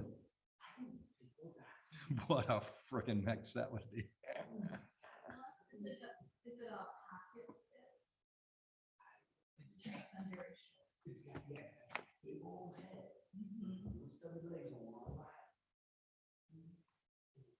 My son Ben loves it. Yeah, we'll try to have that talk on next time. Council, are you ready on bond? No. Can we do a Oh, breakout I'm room with sorry. him first? I'm sorry. He's still connecting. And then she needs a breakout room, Michelle.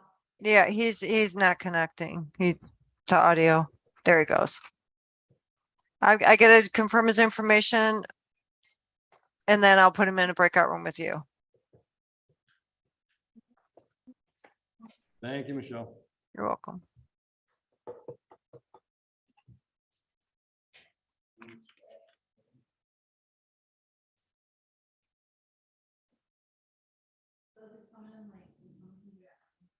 Who's that? Obi Simon.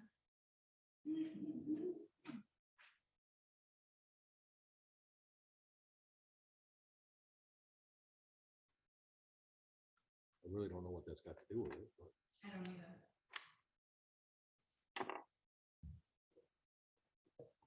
Who's his attorney? Nika Mahana, who is not here either. Who was supposed to be here at 10 o'clock. Yeah, sounds like a conspiracy. Like it. He probably said, hey, call me. Mhm.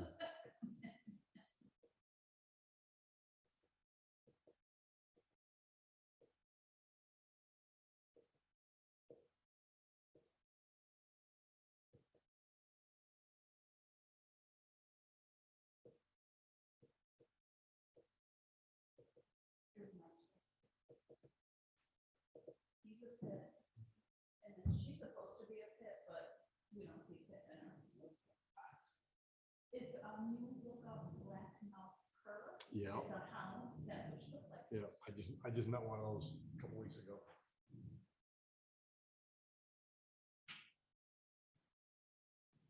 Yep. But they say she's perfect, and we gotta come up with a rescue. This new handyman we found up north was doing some work for us, and he showed up with his dog. I said, just a really nice dog, just really friendly, you know. I said, Hugo, is this dog a pit? He said, well, she's a rescue. We got her on the side of the road. I said, and? He said, I don't know. He said, we took her to the vet, and the vet said she was a black mouth cur. And Yeah. I said, oh. Yeah, I'd never heard of one until we got her, and then it was like, we were like Googling like dogs, and that's exactly what she looked like.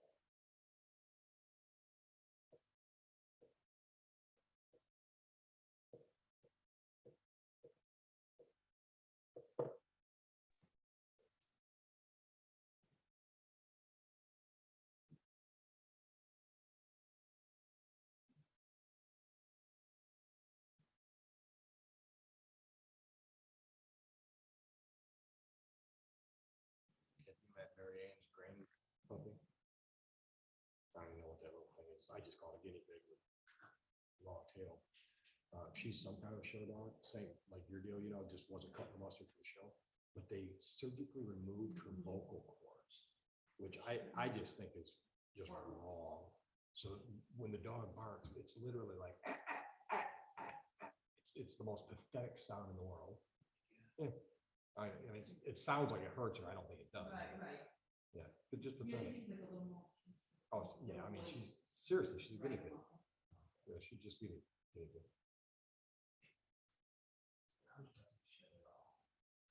Here, give the hair. My anti-allergy. Yeah, it's really new. No, our had a puggle, which was a pug and a poodle. So it was it just looked like a little fox, it was a little, it's just a tiny little puggle. My husband's wife had a, When what? my nephew's wife. My nephew's wife had, I think he was an English bulldog. She was an English bulldog. And every time I looked at that dog, I'm like, seriously, some breeder went through, 12 generations and finally got that thing whose face looked like it hit a Mack truck and said, that's the look I wanted. Somebody did that on purpose. And, they got all kinds of health problems. Yeah. They got eye problems. They got nose Wrinkle problems. problems, the skin. And I'm like, really? That's the look you were looking for? The teeth, snaggle tooth with the teeth sticking out of his head because it can't even close its mouth. Its face is all. That was your idea of, the epitome of dog breed, right? That was what you were looking at. Generation of mixing breeds and breeds embraced it.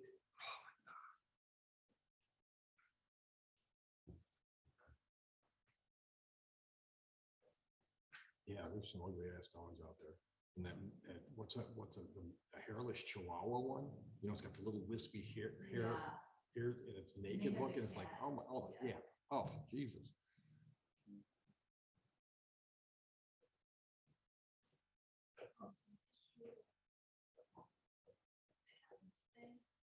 She left a message on my voicemail, so maybe that's why she thinks we were gonna call her back. And she left a message and said, it's my ex-husband, he gave me my address. He called me and asked me to let them to be okay with it. And now I'm not, because I think it's cool. He doesn't know. We can go to the shop, this message. I haven't put it back. They would need, they Yeah. usually call the person. It's not our issue. Yeah. Yeah, probably should refer to the prosecutor. And it's Like, thanks for all the information, but I can't do anything with that information. You gotta talk to the prosecutor. But I guess the alcohol people. They still gotta have a location. Yeah, they still gotta know where you're at. They gotta know where to go pick you up if you violate. Which is why he didn't want to use wherever he's staying. Yeah.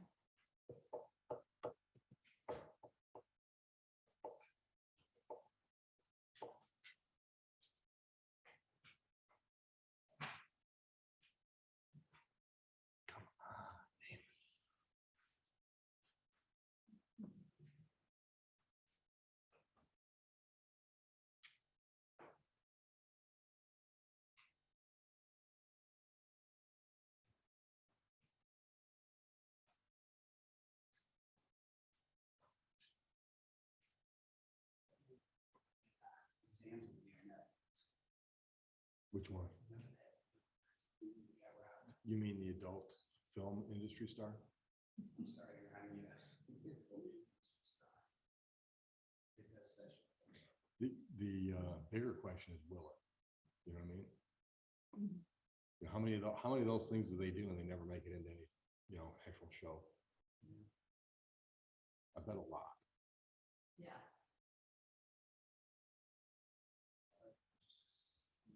Mhm. Like a documentary or something about the sex trade or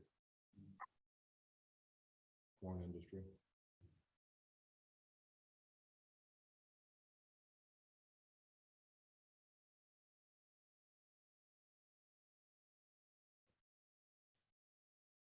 So we've got Mr. Elijah, but no Mr. Bond. Does that mean he hasn't figured out how to get out of the waiting room? Yeah. and breakout room?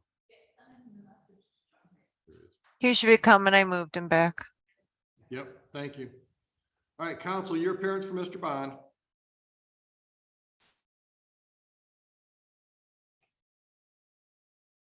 Good morning, Your Honor. Omar Shadra on behalf of the people. And good morning, Emily Elijah on behalf of Mr. Bond. My P number is 85039. Mr. Bond is present via Zoom today. Mr. Bond, would you introduce yourself to the judge by stating your name? Randall Bond. Thank you. And Plea Your Honor, agreement I've got in front of me is what we're gonna go with, Ms. Elijah? yes, please. And does this court do immediate sentencing? Not in this situation, based on the recommendation of the prosecutor. I want to send Mr. Bond for a pre-sentence investigation with my probation officer. Okay, understood. All right. Mr. Bond, I understand you're going to plead guilty today to an added misdemeanor charge of use of methamphetamine. Is that correct? Yes, Your Honor. You've discussed the possible penalty for that charge with Ms. Elijah. Yes, Your Honor. You've discussed your rights and options with her as well. Yes. Understanding all of that, are you pleading guilty freely and voluntarily to the added charge today? Yes. Counsel, incident date was July 1922. If you'd like to voir dire to get me the facts I need. Ms. Elijah? Oh, Mr. Bond, I want to draw your attention back to July 19th, 2022. Were you in Wayne County, the city of Romulus at that day? Yes. And you were at a rest stop, I believe. What was the name of that rest stop? Not Belleville sure. Rest Area? Belleville. It was Belleville. Yep, it was on 94. Okay. And on that day and in that place, did you use methamphetamine? Yes. Okay. And the defense will also stipulate that that's a Schedule 2 narcotic, Your Honor. All right. I'm satisfied with the factual basis. I'll accept the plea, dismiss the original charge. And Mr. Bond, we've confirmed your address. The next step is you will be contacted by my probation department. They'll schedule a pre-sentence interview with you. Based on that interview, they'll put together a report and recommendation for sentence.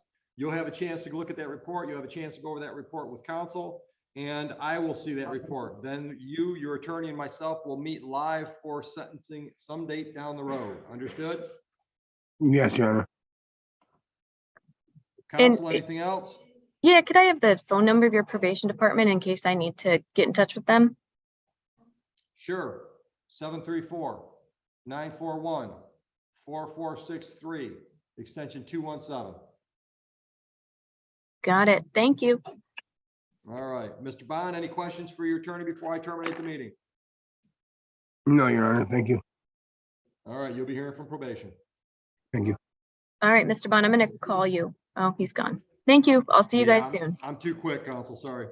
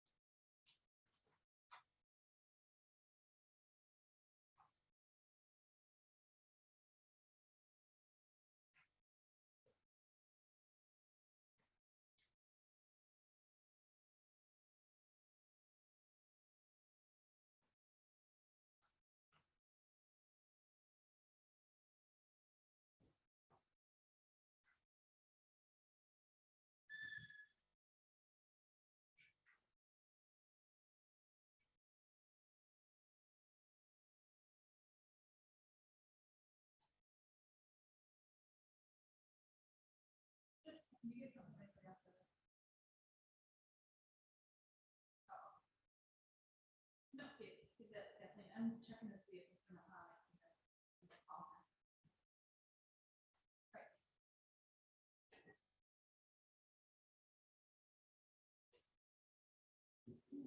Got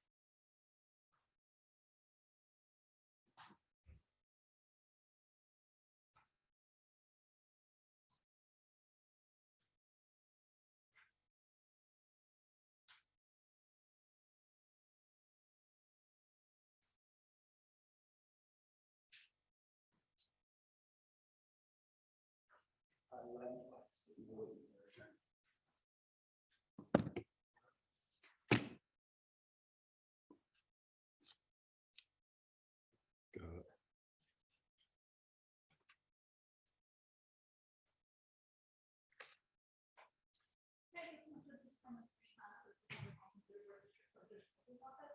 I'm calling to find out where you're at, if it's coming on probable cause process, if your client's flying on Oakley. It is now 10:45 and you know your client is here. If you can call back at 734-941-446.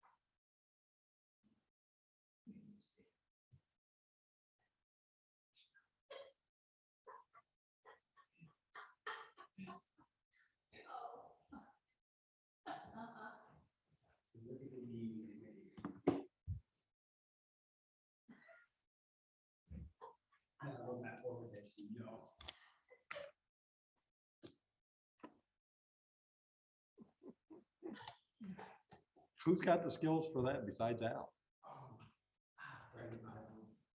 Oh, okay. I thought you meant these guys.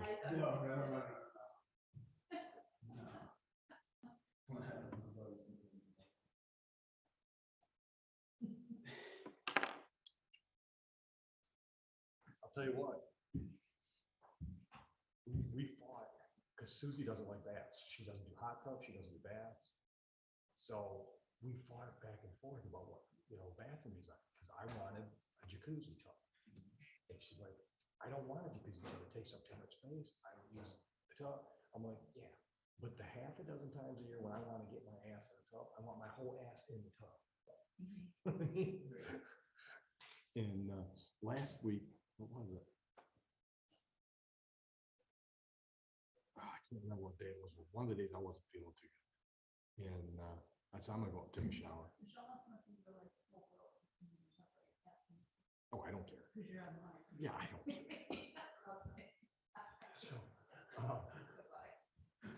So I go upstairs, pretty soon she wanders up and she says, what are you doing? I'm in the tub, right? I said, I just thought it'd feel better because I was just achy, and because the shower is great, but sometimes you just want to soak,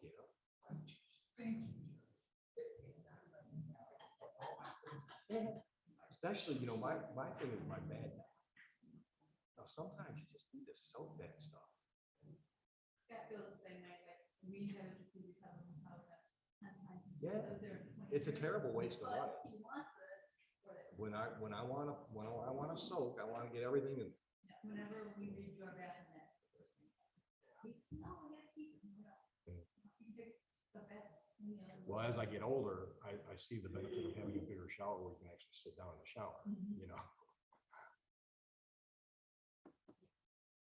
Stephen did a real good job on their bathroom when we did it. It's just a walk-in, there's no door on or anything else. There's a walk-in shower, you tile every surface, you get in the shower. There's no door, it's just, is it because it's so deep in the door? Yeah, just the way he designed it. Yeah.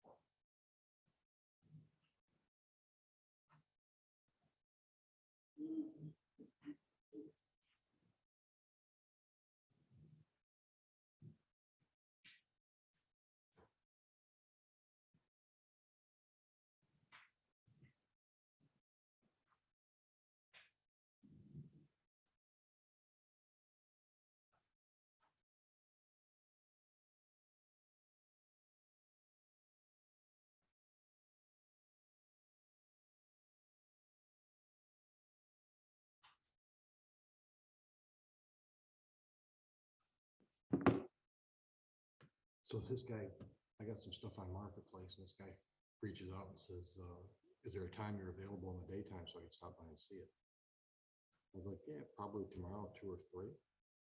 He's like, well, I don't get off till 5:30 or 6. I'm like, well, that's not daylight. That's, I mean, sunsets at 5:02. You know, it's like,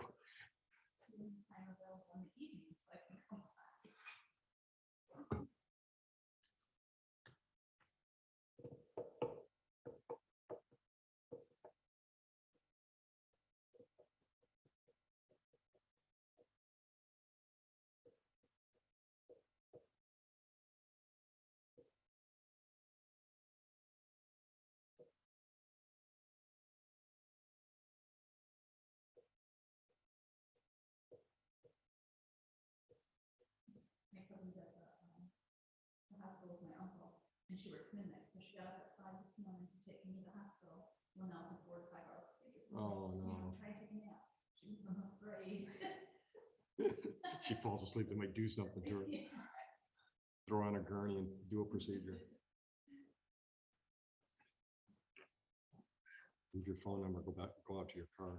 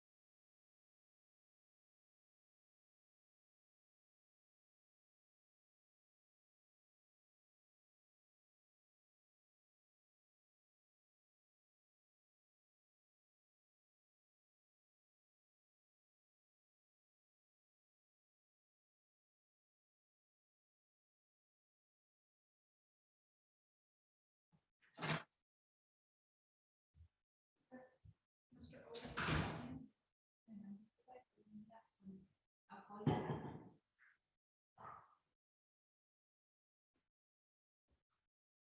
Yeah, I'm pretty sure you lived in Jackson when we set the date. If he's not here, he's gonna go into the file.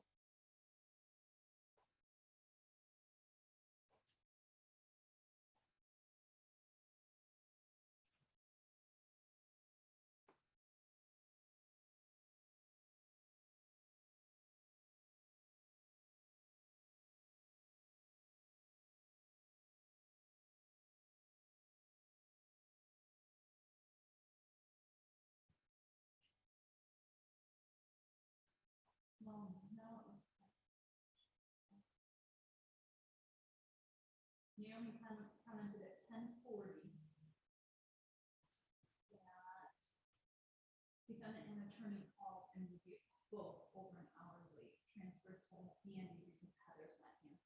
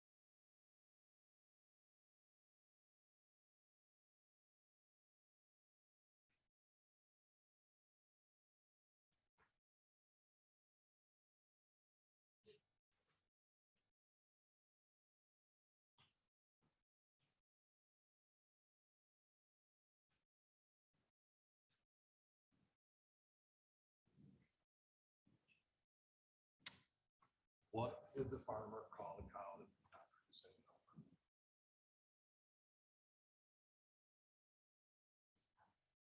An utter failure.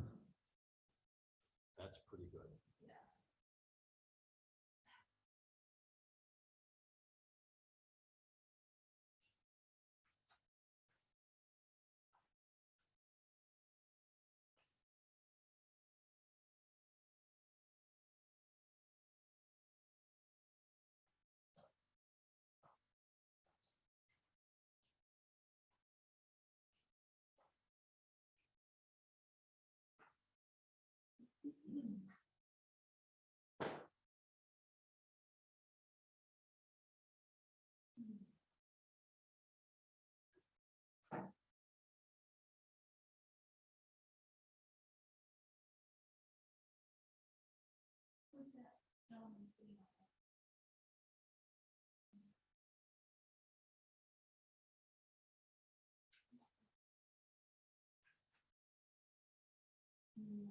Nancy Richards is the attorney on America.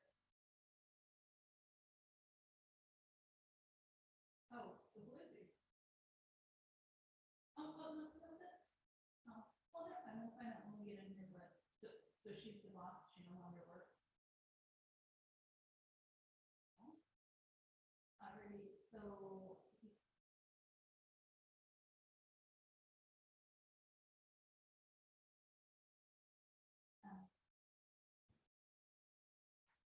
Oh, Randy.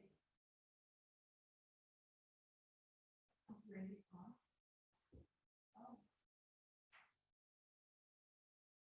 Yeah, yeah. Oh. Well, it's a good school job.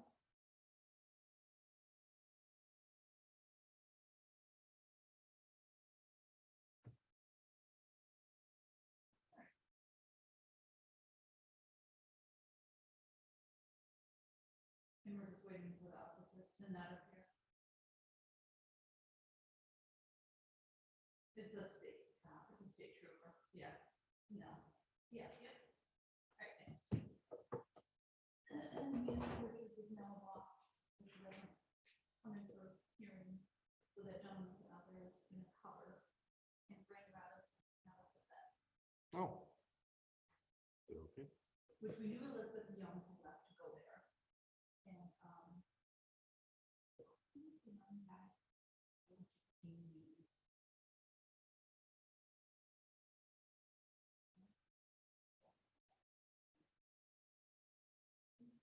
One of our younger guys that came in, he left to do full time. Well, the few people I know that actually do that stuff tell me that there's actually money to it. I mean, there's actually bars you go, you pay a cover to go in and watch guys play video. Yeah. Which is crazy, but Once again, all kinds of weird ways to make money out there. Yeah, I guess there's some guys on YouTube that people subscribe to their site to watch them like live play games live, and they're like, they make huge money on YouTube.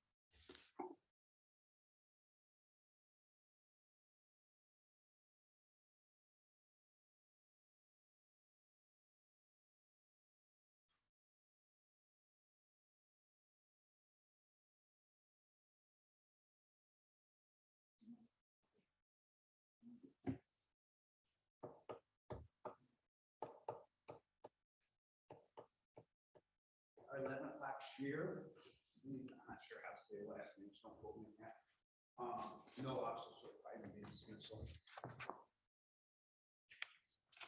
Come on up and have a seat right there at that desk.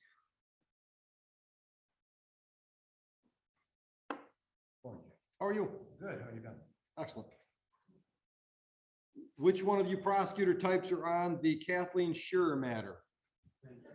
Oh, there you are. I'm sorry, Sorry. Your Honor. Bryn Bailey on behalf of the people, P 84009. Your Honor, Rick Kaczynski on behalf of defendant who stands to my left. All right, today's date and time set for a formal hearing. Your Honor, at this time, the people do not have any witnesses to move forward with the formal hearing and cannot proceed to take any testimony at this time. Your Honor, we'd make a motion to dismiss. Dismissed. Thank you, Your Your Honor. Honor, my client did pay a post a bond, I think of $200. This file shows no bond. Was there another companion case maybe? No. She was in default, so she came in and posted.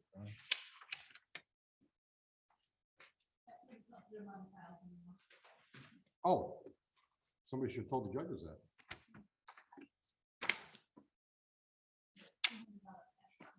Yeah, she knows that. All right, so we keep 10% of that. We'll return the rest. So she go to the criminal court? Yeah, we can probably make that happen today if she goes downstairs, just kind of hangs out so she can hear the cashier call. Okay, thank you, Judge. Thank you.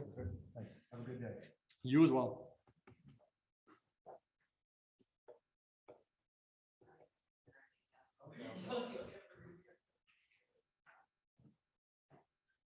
She didn't hear anything I just said. She wants to hear a problem.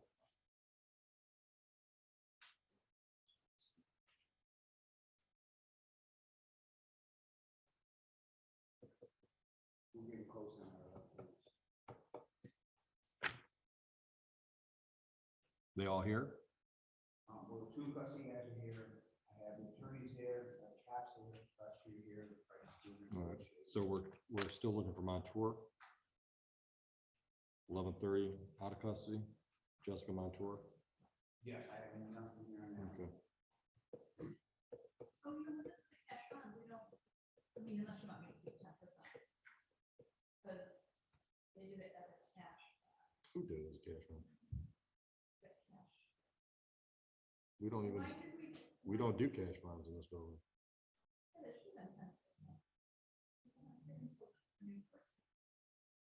For the misdemeanor, they usually do, no. We don't do bonds that aren't cash, 10%.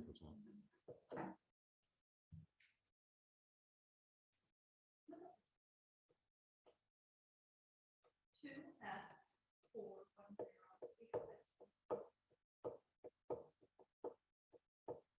Why would you do cash on that?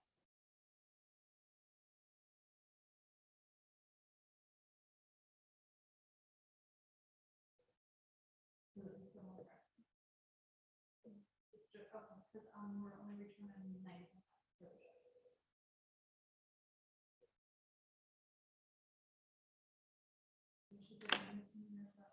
Who are you talking to? All right. No, because it just. It means that we have to launch the cash.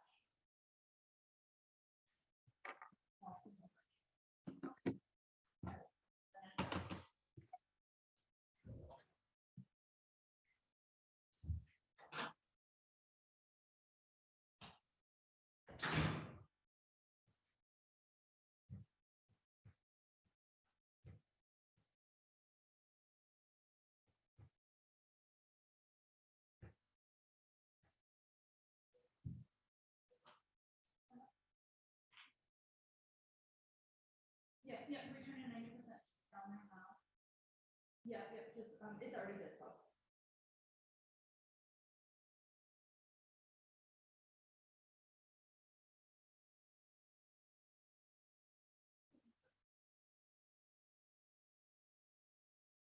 Okay, yeah.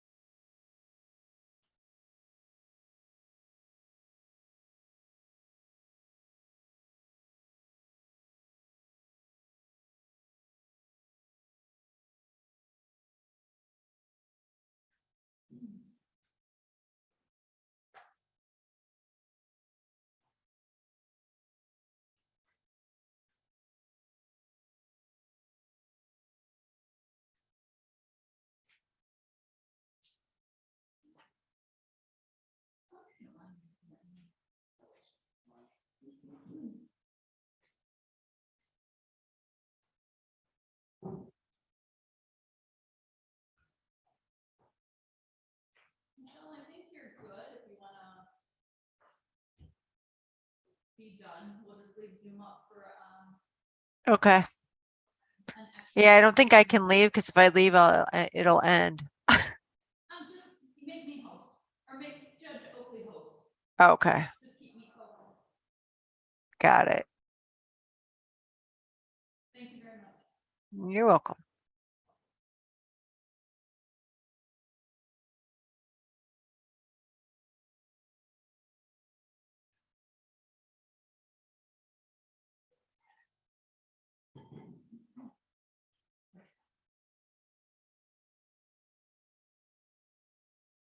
Oh, she'll be here on that, but the other one. So she's after. Thank you. Well, thank you for clarifying that. No, I was on phone, but I was looking at it to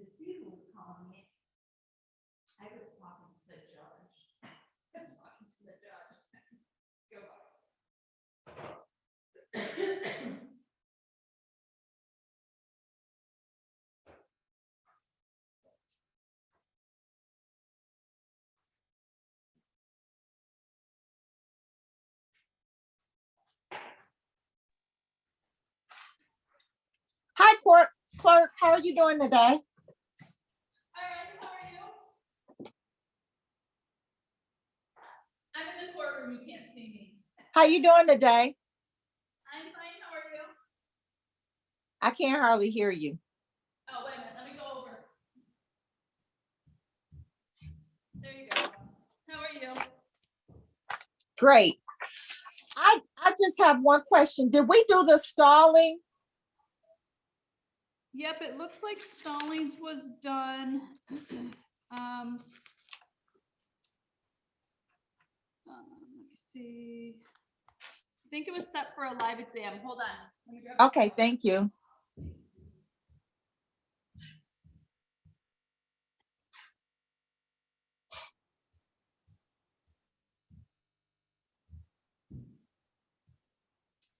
Stallings is a live exam January 11th.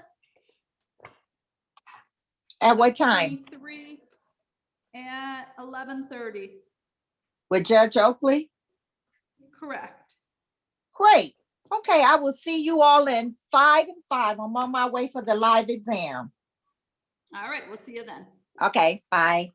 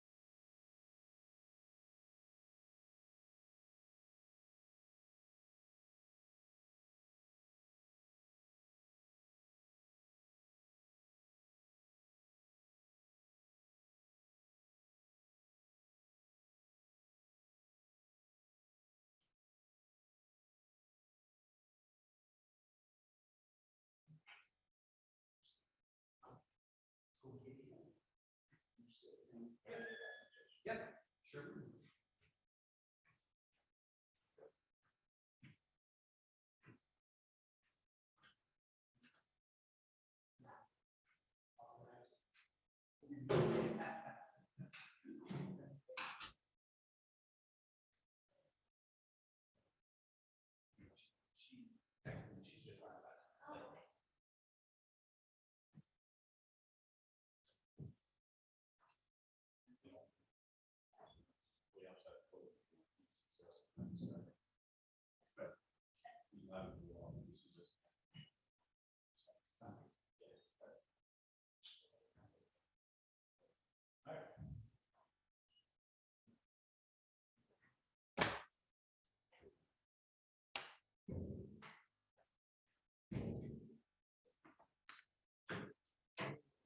Actually, you gotta go outside. You need to switch. See what you're saying.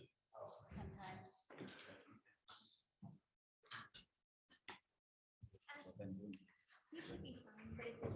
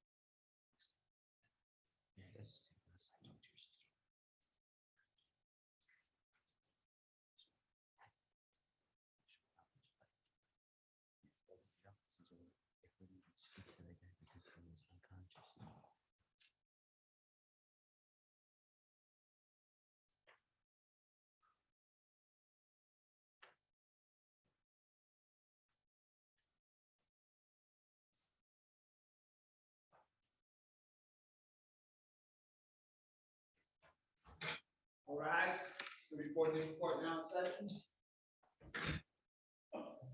You guys can have a seat.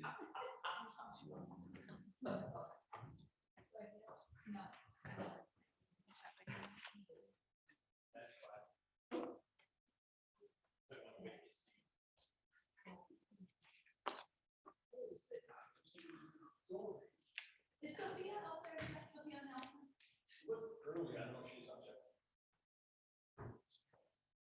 She was there about an hour. I thought that was the, Vanessa? oh, that was Vanessa. I get. She came early. Yeah, Vanessa. She came early.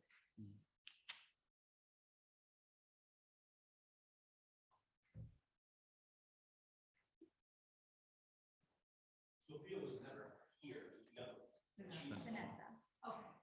Well, yeah, her next exam isn't until 1:30. So she's got that 1:30 with me.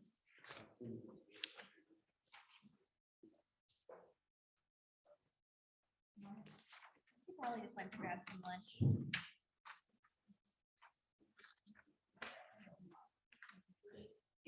Sophia has an 11:30. All right.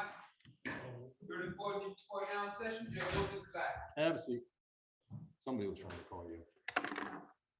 They'll find you, I guess. What do we got? Your Honor, this is going to be a waiver today Name? from Mr. Meredith. Meredith? All right, let me have appearances, please. Good morning, Your Honor. Omar Shadra on behalf of the people. Good morning, Neighborhood Defender Services, Detroit by Terry Martin, PA 4592, appearing on behalf of Mr. John Henry Meredith. Mr. Meredith, can you please state your name? You don't have to jump up, Mr. Meredith. They teach them that in law school. All right, so you understand, after speaking to counsel, you understand what your rights and options are? Yes, I do, Your Honor. You understand the purpose for an exam? Yes, I do, Your You Honor. understand that if we waive the exam today, that means your next court date is going to be at the circuit court level. You're done with the district. You're Yes, done with the district court. Yes, Your You Honor. understand all that? Yes, I do. Understanding all of that, are you waiving freely and voluntarily today? Yes, I am, Your Honor. You satisfied, counsel? Yes. And you, sir? Yes, Your Honor. All right, I'll enter the waiver. AOI date is going to be next Wednesday at 9 a.m. Anything as to bond? Your Honor, I can't address bond in this case because he has a personal bond on this case. but Okay. 2 cash bonds on 2 other matters. Okay. that I don't represent. him. All right, we've been as nice as we can to him on this. Thank you. Thank you, Your Honor. All right. All right, I need signatures from you two as soon as I find the right piece of paper.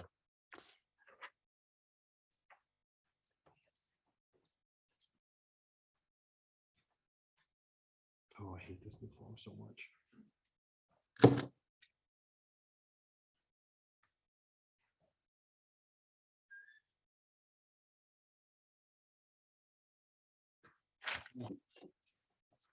I'm done with it. You got anything else ready? No, Your Honor, not this time. All right, thank you. Good luck downtown, gentlemen.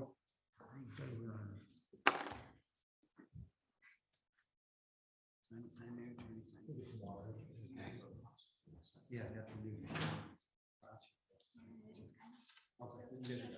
Okay.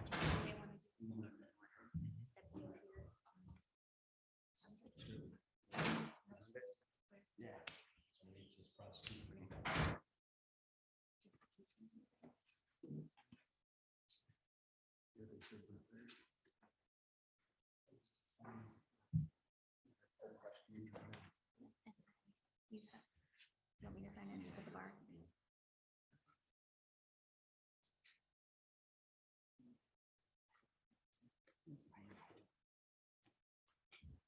Thank you.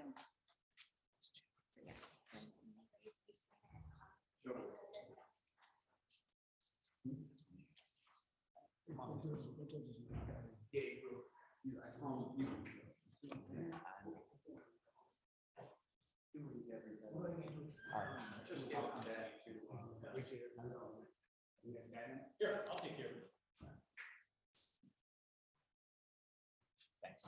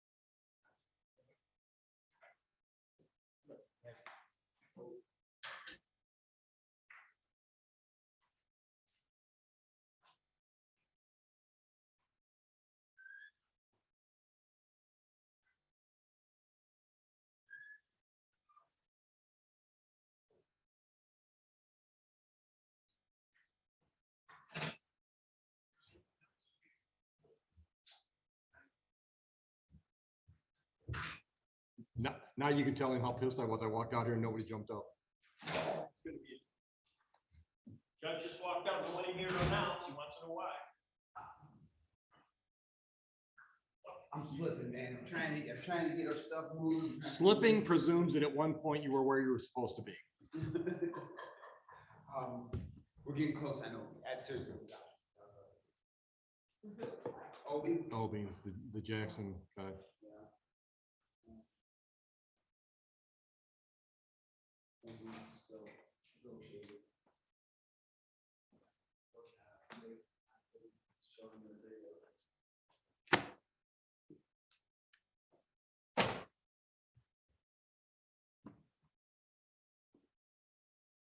I asked Susie if she wanted to go out to dinner. She said, sure. I'm like, where do you want to go? McNasty's. I'm like, I love McNasty's burgers, but sometimes I just like to go someplace besides McNasty's. And I think that's part of what she's thinking. It's just, I'm gonna kick for on the border. On the hill, on Dearborn. I don't even think I've been to there.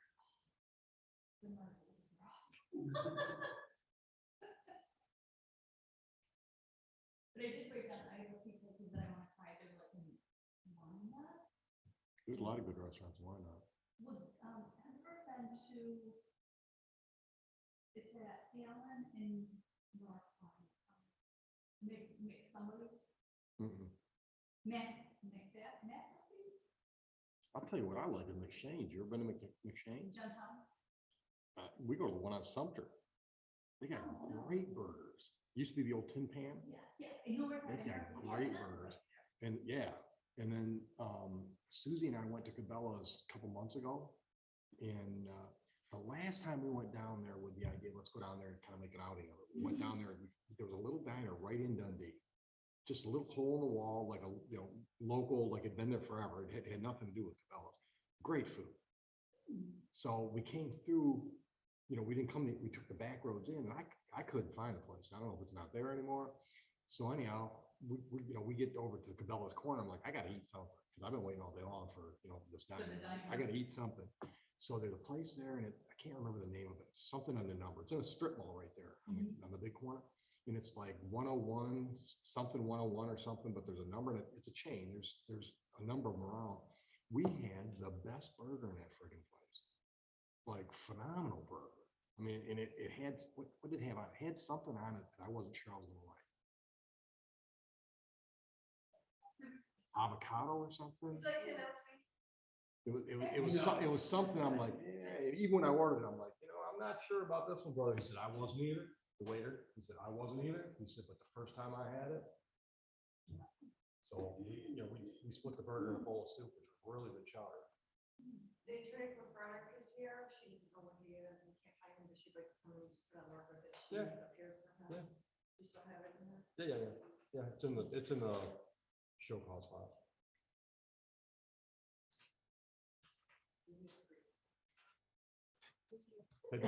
Have you ever seen Tony Burrow with his Pangborn mask? Because Pangborn makes mask tie pockets for a combination. Pangborn, the guy that makes ties. So Tony Burrow's got a couple of the tie mask combinations. Oh, that's so him too. He's a bling guy. I like that. Council, I'm ready for your appearance on Fredericks when you are. Yes.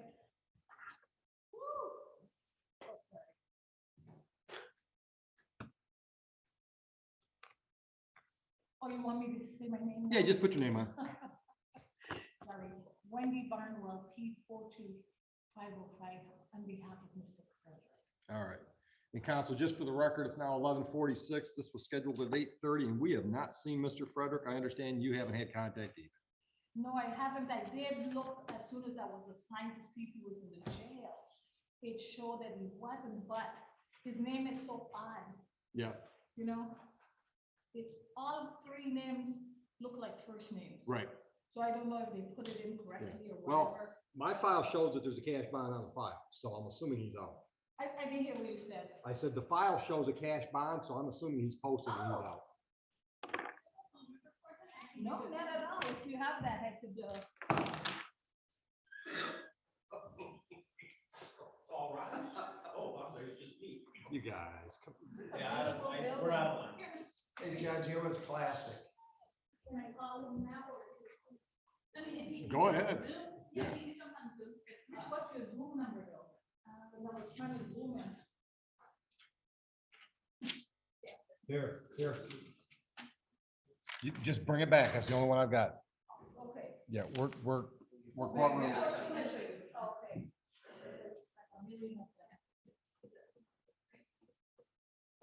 Thank you. I will go outside. Thank you. guys. Yeah.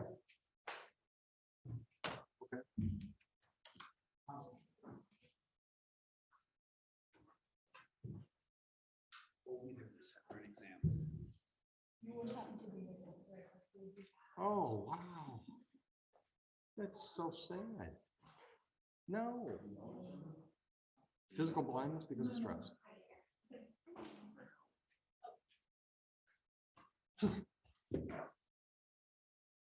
We're holding the exam on Obi? No, we're setting exam. Setting an exam. I'm ready on Obi if you want to put your appearance on, counsel. Good morning, Your Honor. Nishad Mihan appearing on behalf of Mr. Simon Colby, 259371. All right, you're looking for a date? Yes, please. You said no more on 12/7? How about January 11th? How about January the 11th? What time would that be? 11:30, 12, 12:31, 1:30. Pick one. Your call. 11:30? Sure. All right, so that'll be a live exam, January 11, 11:30. And would that be in this courtroom? This was me, isn't it? This is us, right? Okay. Thank you much. Have a good holiday, everyone. You as well. Thank you.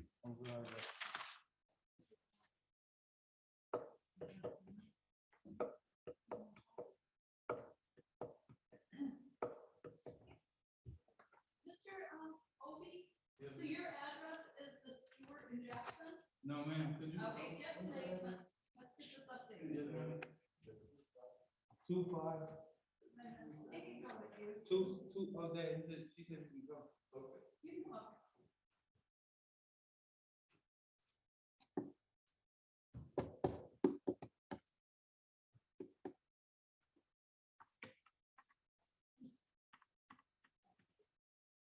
Two, 735 for neighbor.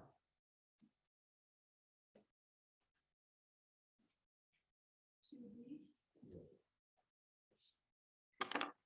District conference code 517-936-7324.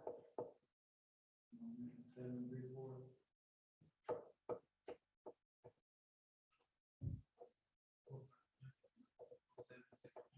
Oh, 7. 16. 28. Thank you. If you guys want to wait just a few minutes, I will do a notice to appear so that you have something in your hand. Just a few minutes. Joey, anything on Curtis? No. Richard just showed up, so I don't know if she's touched, I don't think she's talking to me yet. Oh, Or maybe she's talking to him now. Miss Richards is here. Yeah, but she just, Tim called and said that she's covering one of Oh. those. So let's not wait.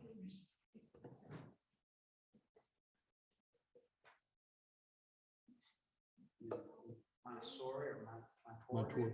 Montour, she's here, but I haven't seen Nelson. Mhm. She's in.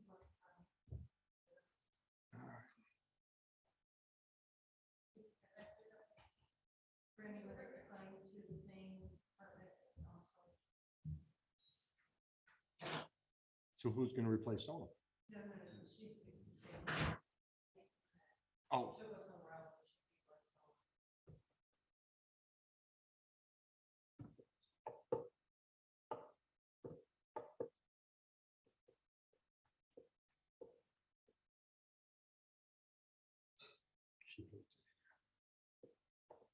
no luck. This is to a store. Ha. This is like a circular reporting to a Okay. store. Unless I dial this incorrectly, let me make sure.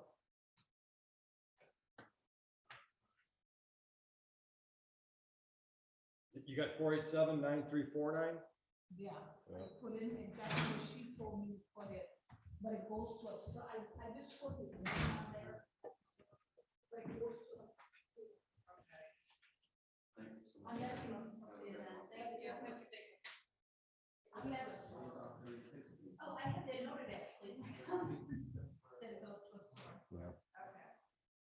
Well, if you hear from him, contact us because he doesn't go on the bench warrant.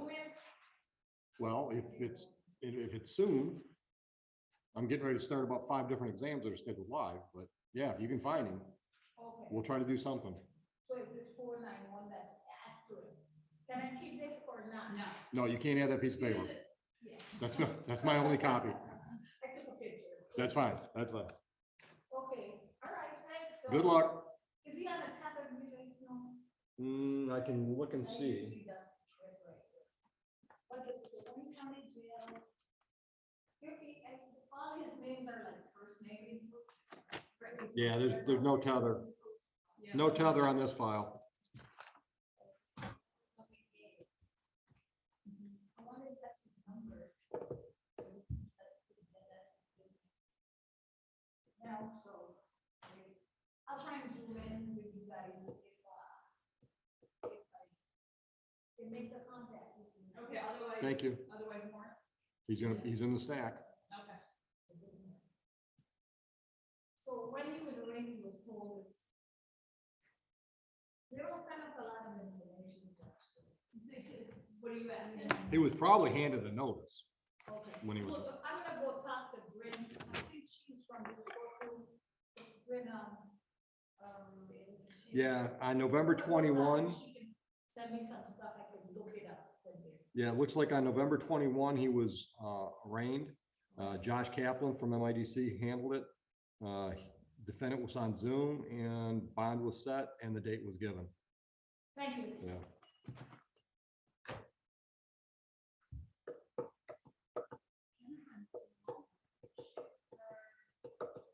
Is Sophia? Yeah. I'm gonna get something moving. But are they?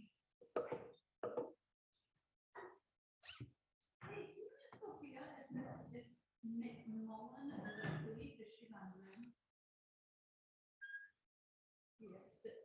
Yeah, so I don't know if Sophia told her to zoom in. Thank you.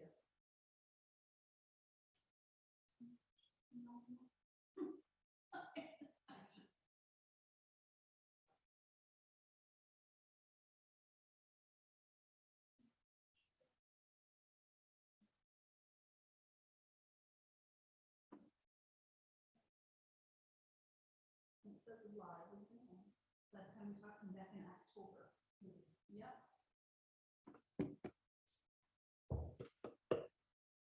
Okay, so,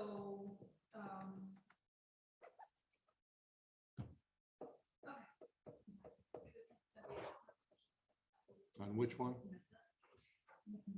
My tour's coming in. Thank you. You guys can hold away.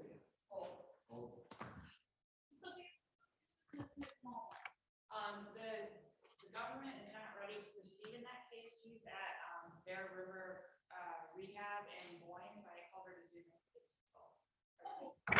We'll watch for her. She's here. Is she? Yeah. You want to take care of that one before we start my tour? Yes.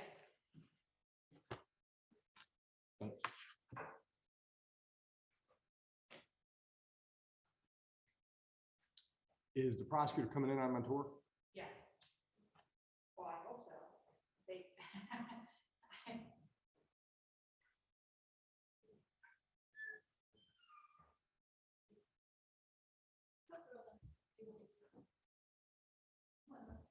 Looks like Miss McMullen is having trouble connecting. There we go. Miss McMullen, are you connected? Yes, I am. He can't hear me. How do I turn it up? Okay.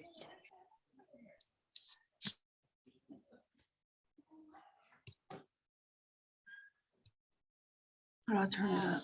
The volume. Sophia Nelson of Neighborhood Defender Service on behalf of Ms. McMullen P77960. And we still don't have a prosecutor. All right, what time was this one scheduled, Ms. Nelson? Noon. All right.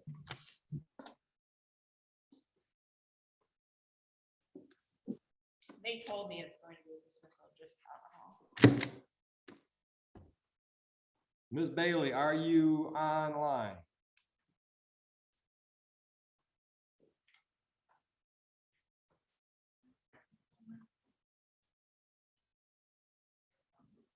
You got one?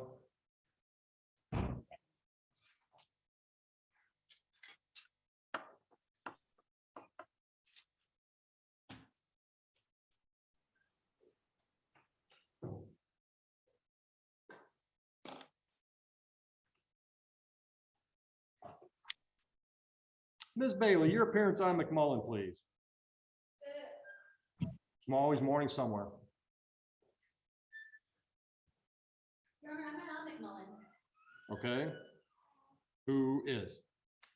Omar is. Okay.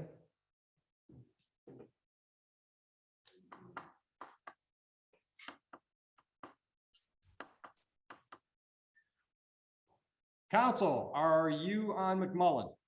Yes, sir. Are the people ready to proceed?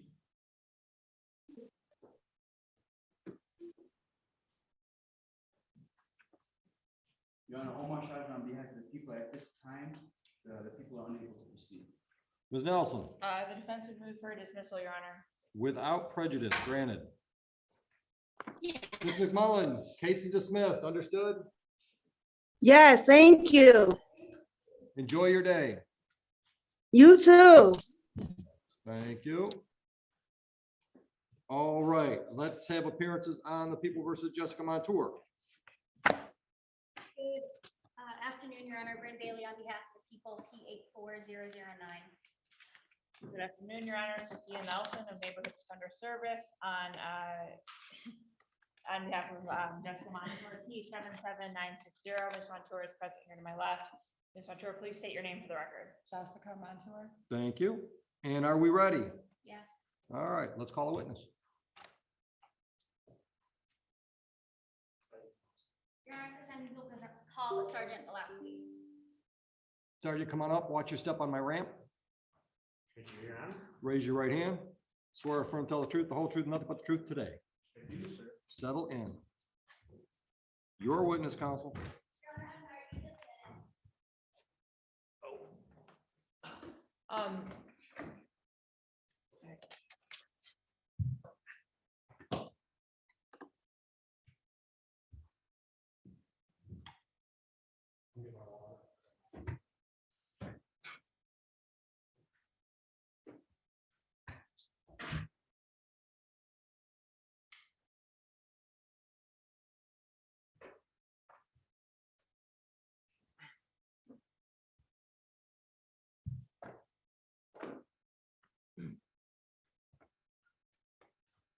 Your Honor.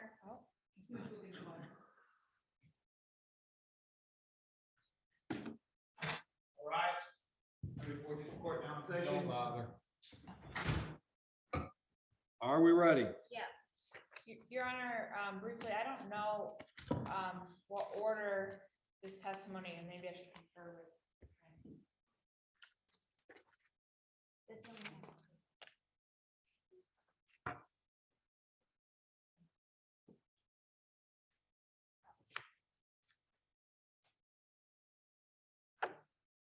Could you please state your name for the record, spelling your first and last?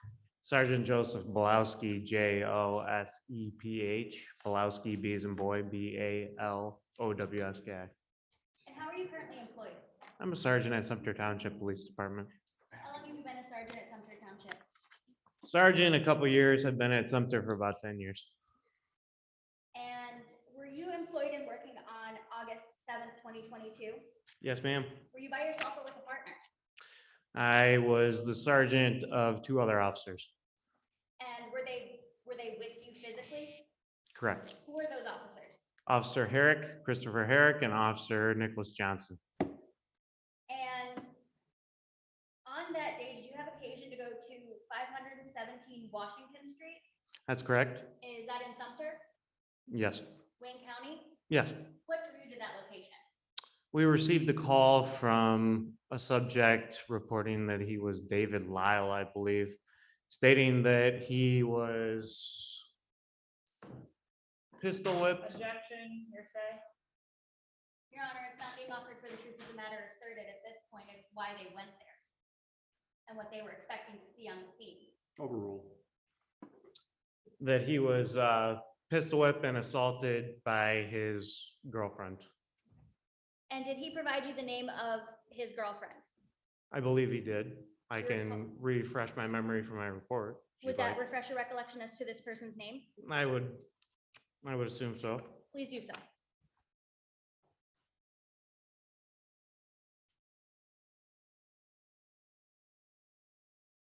Correct. Reported it as Jessica Montour in a rendezvous and gave the actual plate number. Okay. And so, did you go there on foot or in a scout car? I went in a scout car, Was that scout car fully or semi-marked? fully marked. What does that look like? Well, we have our own blue and we have overhead lights and full decal all the way around. And were you in a uniform? Full uniform. Okay, what does that look like? We have outer carrier vests, so it's fully patched and it says police in large writing across my back with my name on the front of my vest, my last name. And when you arrived on scene, what, if anything, did you see first? Well, we actually arrived and found the vehicle matching the description.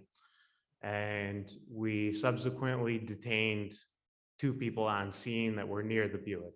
So when you say we, did you do this or did you observe your, I don't want to call them subordinates, but. We did it as a team. You did it as a team. I actually believe that I gave the loud verbal commands in conjunction with Officer Herrick for all parties to get on the ground. And how many parties did you see outside of this location when you first arrived? 2, and they were later identified as Jessica Montour, which is the subject sitting there, and then David Lott. Okay, so let's talk about the subject that you see in the courtroom. Where Yes. are they seated in the courtroom and what are they wearing? Gray hoodie and then I think a Pizza Hut shirt. Noted. Thank you, Your Honor. And did these people comply with your requests to get on the ground?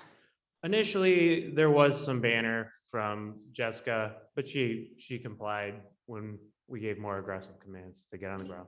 What do you mean when you gave more aggressive commands? She did not comply at first, How many times did you have to ask her to comply? multiple times. I don't know the exact amount. Were your lights and sirens on? We arrived with our lights on, yes. Okay, so your lights were on. I believe so. Were all 3 of you in full Sumter Township police uniforms? Yes, and fully marked patrol cars, so 3 patrol cars arrived. At least one officer had his firearm drawn completely pointed down, and then I had mine alongside my leg.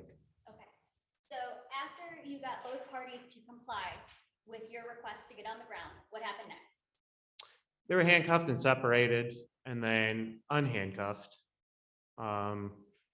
Did you speak with either of the individuals? I did. Who did you speak with first? I personally only spoke with Jessica. Okay. In an interview manner. There may have been some quick banter with David, but Okay.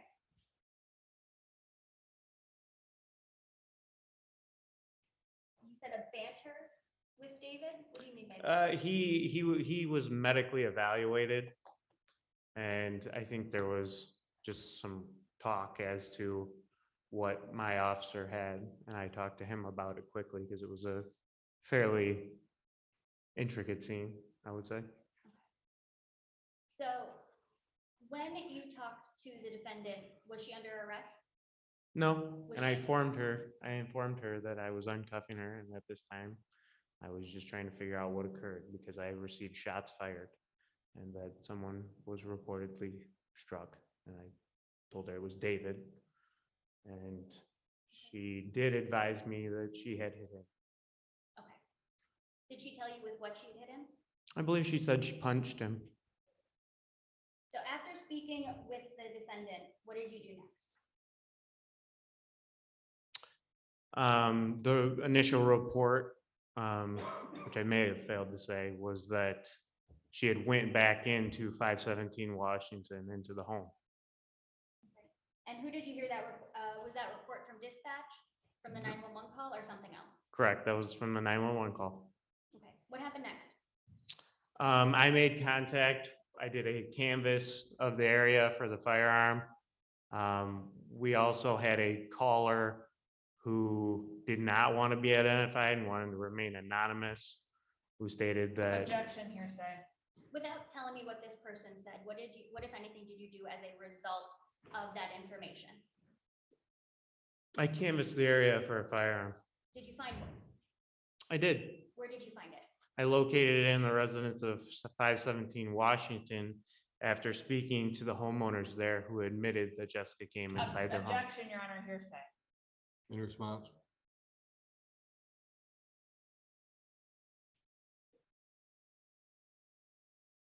Not being offered for the truth of the matter asserted, but for the effect on the listener.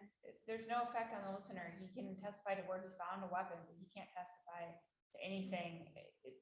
I mean, there's, As to how it got there, you can't testify without the hearsay. Agreed. Where within this home did you find the firearm? In a laundry basket. Okay, do you remember what room the laundry basket was in? It's not in a room. The way the mobile home is set up, it's near an exit door that is sort of like a laundry room. Okay. It has the laundry right there next to a secondary door to the mobile home. In a laundry basket. It was photographed before I touched it. Now, when you found it, was it on top of the clothes, beneath the clothes, in the middle of the clothes, or something else? The way I found it was in between the middle of the clothes, and I was told that I would find it that way from an Objection. individual. Your Honor, it's not being offered for the truth of the matter asserted, but just for what he found and why he knew to look there. I'll allow for that purpose. So after finding the gun, what, if anything, did you do with it? I recovered it. Did you make it safe? I did. And how do you make it safe? You just take the magazine out and you rack the slide to the rear. And was the magazine loaded? Magazine was. Was it fully loaded or something else? It was not something else. What was it, something else? I would have to view my report Would that to. refresh your recollection? Indeed. Please do so.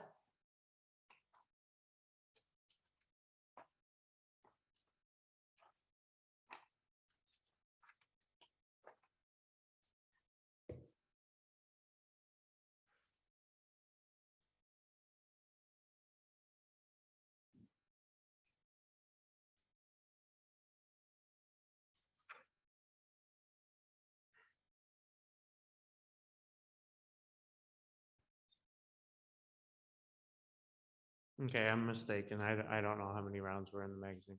Okay, that's fine. It So was what- not a full magazine. I do recall that. Okay. And there was nothing in the chamber at that time. So after making the weapon safe, what, if anything, did you do next? I conducted a lean SOS check of the firearm. And did anything come back? Found no ownership records. Okay, so what, if anything, did you do next? I secured it by later transporting it. And did you do anything else in relation to this case? I assisted the other officers in processing the case. And what, if anything, did that entail? Reviewing videos that were received from the victim. My subordinate had an issue trying to get the entirety of a cell phone video recovered. And did you watch this video? I did. Would you recognize this video if I showed it to you? I would. If she's moving to admit this video without the complainant, I have no way of authenticating this video. I have no way of cross-examining how it was taken. She doesn't even have the officer who recovered the video. So I would have to object to its admission. For lack of foundation? Yeah, lack of authenticity, lack of reliability. I mean, typically, when something is reported on a witness's cell phone, that witness has to testify in court in order to produce the video. Actually, Your Honor, not necessarily. If this officer can identify that that is the location and those are the people in the video that he saw on that night wearing what he saw them to be wearing, that perfectly authenticates the video just fine. That video could have been taken 7 years ago. We have no idea. And I've seen the video, it's daytime, the officers arrived at nighttime, so I have very grave concerns about, I mean, I have no idea when this video was taken unless Mr. Lyle is going to come into court and say when he took this video, there's not a proper foundation for its admission. I think you gotta have a foundation. More than just the officer that can say, I recognize the people in this video.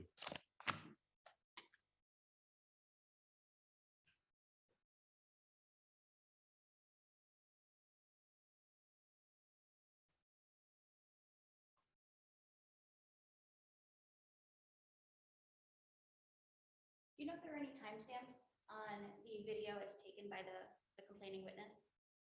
I do not. Would viewing it to see refresh your recollection not being shared with the court? It might? Yes. Permission to approach? Sure.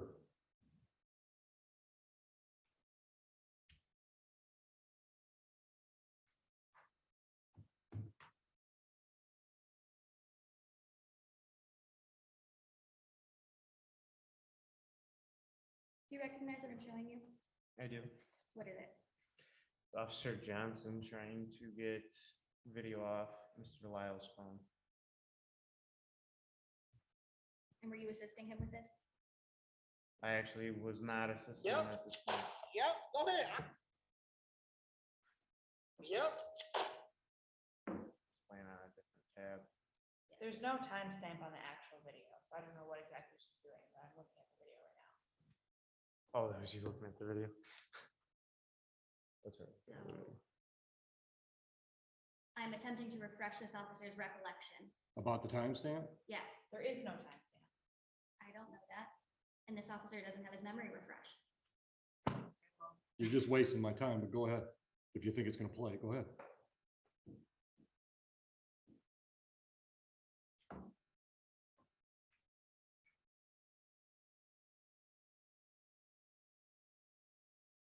How much of the video do you have to watch before you realize there's no timestamp?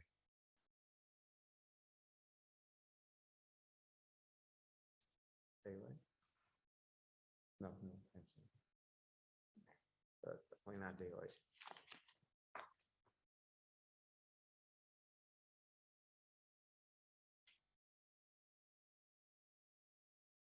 So you said this video was taken directly from the victim's cell phone.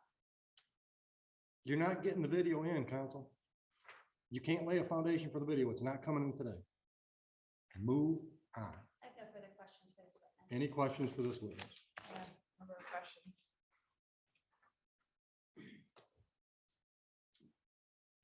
You conducted, or someone, or you witnessed someone conducting a Terry Stack pat down of my client, Miss Montour, at the scene, Is that a yes? Yes, and she was unarmed. correct. And you searched her vehicle and found no weapons. I personally did not search your vehicle. An officer on the scene searched her vehicle and nothing was recovered. I believe so. And she does not live at the residence at which you recovered the gun. She does not, to my knowledge. And in fact, she reports living elsewhere in this same mobile home park, correct? Yes, she does. And you never witnessed her in possession of this weapon? Yes, I did. Okay, on the night? that you Not reported- on okay, scene. Correct. And when you did the lien, that gun was not registered to Miss Montour. No, it was not. And did you fingerprint the gun? No, Okay, so we have no fingerprints to connect the gun to Miss Montour? I would assume not. Yeah. And there was no DNA swab of the gun? No, ma'am. Okay, nothing further. Ms. Daly, any redirect? No. You can step down, Sergeant. Watch your step. At this time, I think, my understanding is the prosecutor an attempt to admit Ms. Montour's confession. I would object on corpus delicti grounds. So far, we have no evidence of a crime. And, hold on, let me get the case that I am. Some other evidence of a crime must be introduced before the prosecution can introduce inculpatory statements. People versus McCann, 451 Mich. 543, 1996. Right now, all we have is that a gun unconnected to Miss Montour in any way was recovered in a home unconnected to Miss Montour. and then hearsay statements. There's nothing. We have no complainant, no witnesses. Her confession alone is not admissible, and they cannot proceed to bind over on those grounds. Well, Your Honor, unfortunately for Ms. Nelson, she's jumped the gun. No pun intended. A little pun intended, Your Honor. And I do actually have other things I intended on entering, but there is more than Let's get to it then. Detective Saladin. Detective, watch your step on the ramp. Raise your right hand, swear affirm, tell the truth, whole truth, nothing but the truth. Have a seat. That's a moment.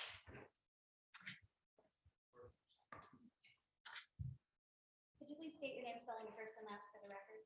Detective George Salajan, GeorgeSalajan. And how are you currently employed?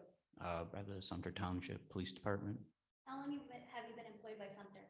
About 9 years. And were you employed and working on August 7th, 2022? I think so, yes. Are you related to this case that we're here for today at all? Yes, I am. How? I conducted a follow-up interview of Jessica Montour at the Huron Township Police Department. Would it be fair to say that you're the officer in charge of this case? Yes. So what are, aside from doing follow-up, are there any other duties that you have as the officer in charge of cases? So on this case, when we get information and evidence, we usually package it up to present to the prosecutor's office in a investigator's report. And so aside from speaking with Ms. Montour, did you speak with anyone else in this case? I did speak with the complaining witness. And did the complaining witness tell you how he knew the defendant? Mr. Lyles did advise that Jessica Montour was his girlfriend, yes. Did he tell you for how long they had been together? I don't recall. Do you recall what day you spoke with him? I do not. I You- believe it was the same day I spoke with Jessica Montour. Do you recall how long after the incident that was? Maybe a day, the day after.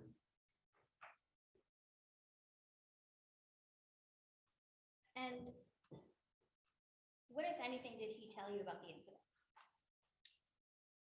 I don't believe he told me Objection, much. hearsay.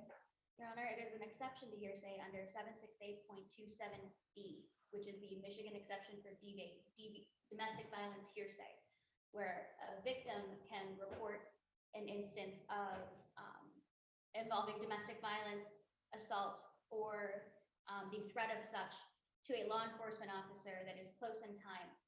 And I have established all of the elements from that statute. Ms. Nelson. I don't have any. Okay, hold on. Okay.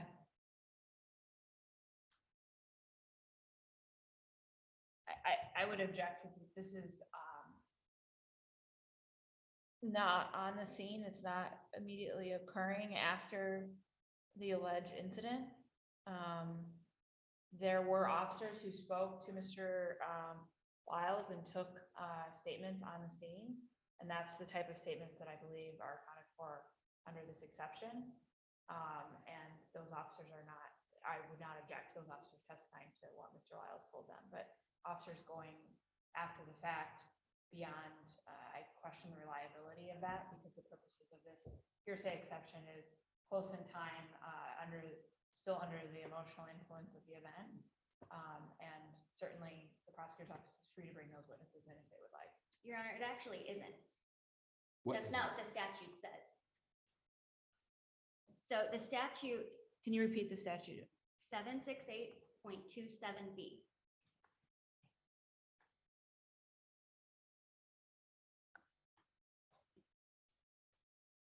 The statute does provide a timing element, correct? It does, Your Honor, but the next day, less than 24 hours after the incident, is not outside of that. I believe that they've held even up to several days, if not a week, is still considered close in time. Any case law on it? I do not have any case law off the top of my head to provide that with, Your Honor. I don't think it was the next day, Your Honor. The police report suggests he spoke to her on I guess it was the next day.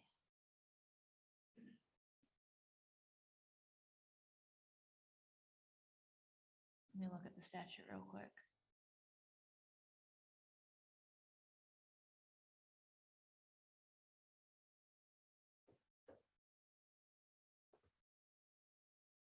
Okay, the statute she just gave me 768.27B is the admission of other acts.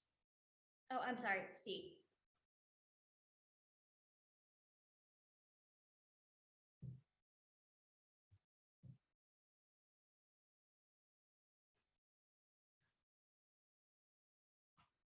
So it reads, a statement must be made at or near the time of the infliction or threat of physical injury. Again, there are several statements that were made to officers on the scene that would fit under this exception.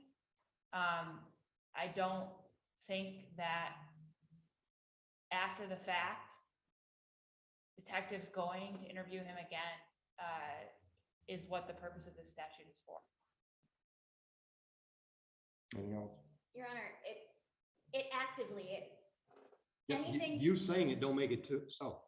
Well, Your Honor, Ms. Nelson saying that it isn't, it doesn't either.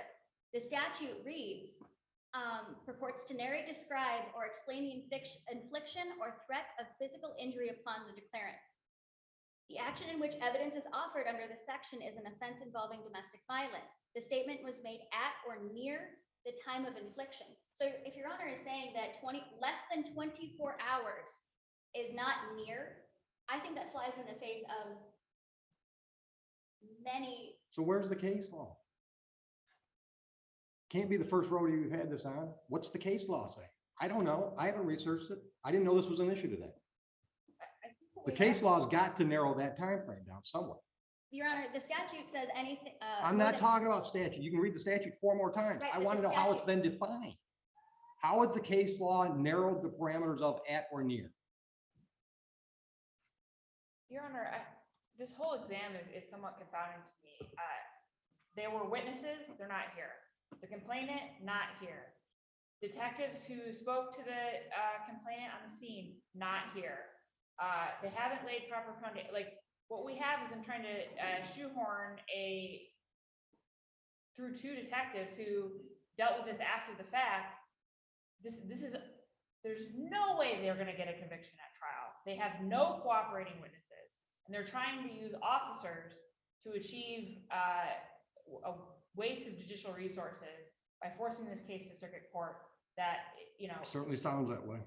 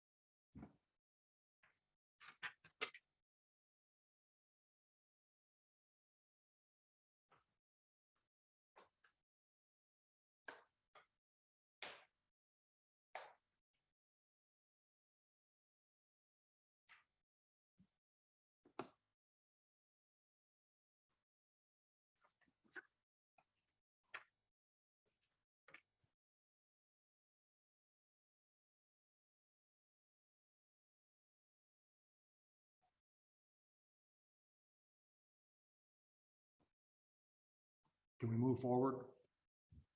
Not, not really, Your Honor. I have to do the research now. No, you don't have to do it now. You should have done it yesterday. Let's move on. So Your Honor is excluding any statements. I made. am excluding any statements based on that statute because you can't provide the case law for it. Move on.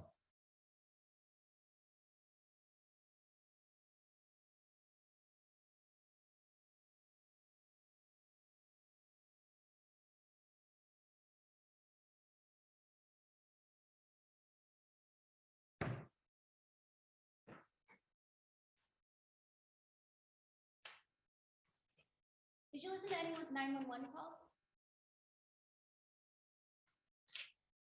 If I did, I don't recall the 911 calls.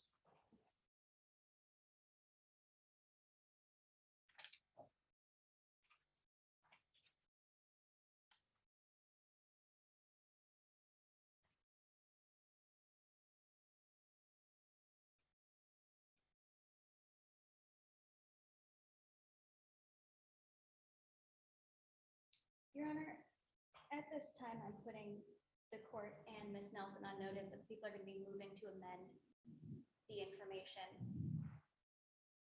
to include a count of resisting and obstructing a police officer. Okay. We have taken testimony from that prior officer that I believe meets the burden for that charge. Are you done with him?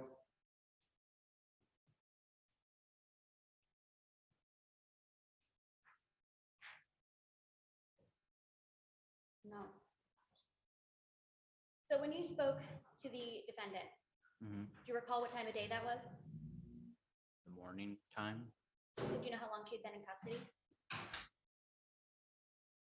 less than 24 hours. Was she sober? I believe so, Why do you believe that she was sober?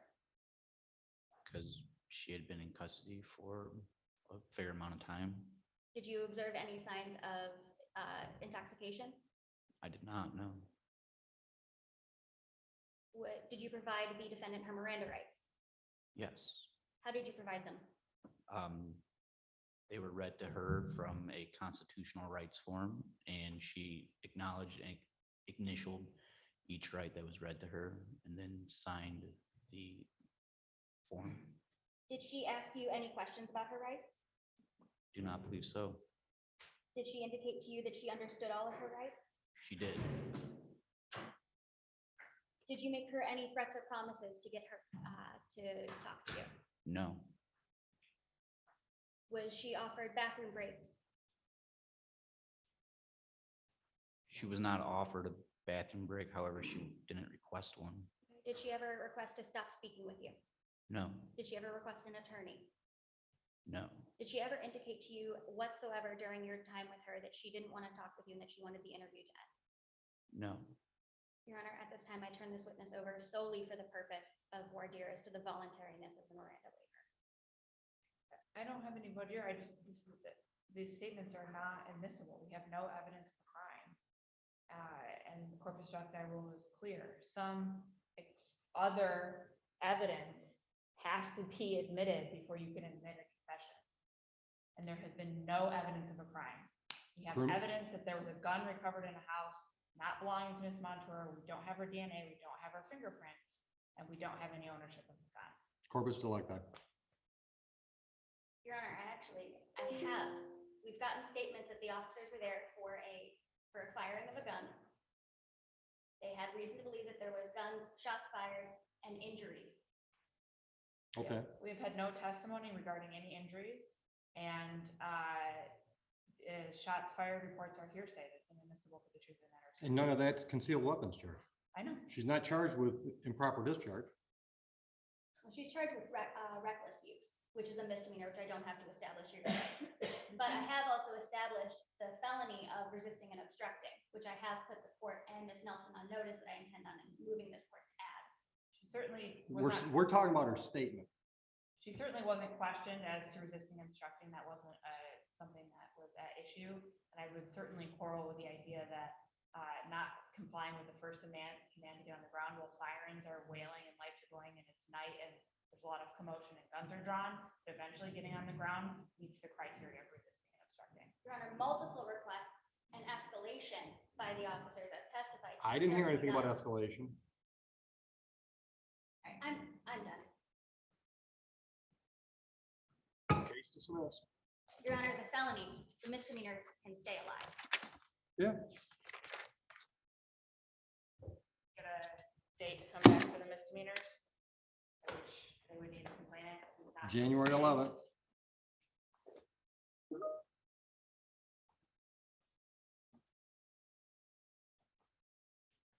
What time? 10 o'clock.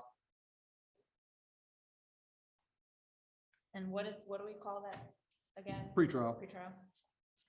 Thank you, Your Honor. Yes, I am.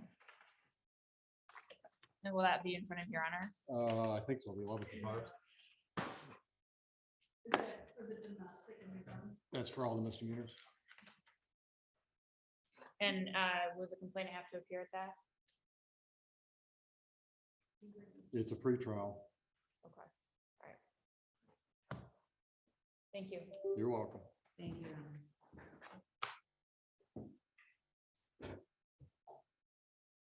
Counsel, you got something ready? Ready with Matthew Lewis. Come on up.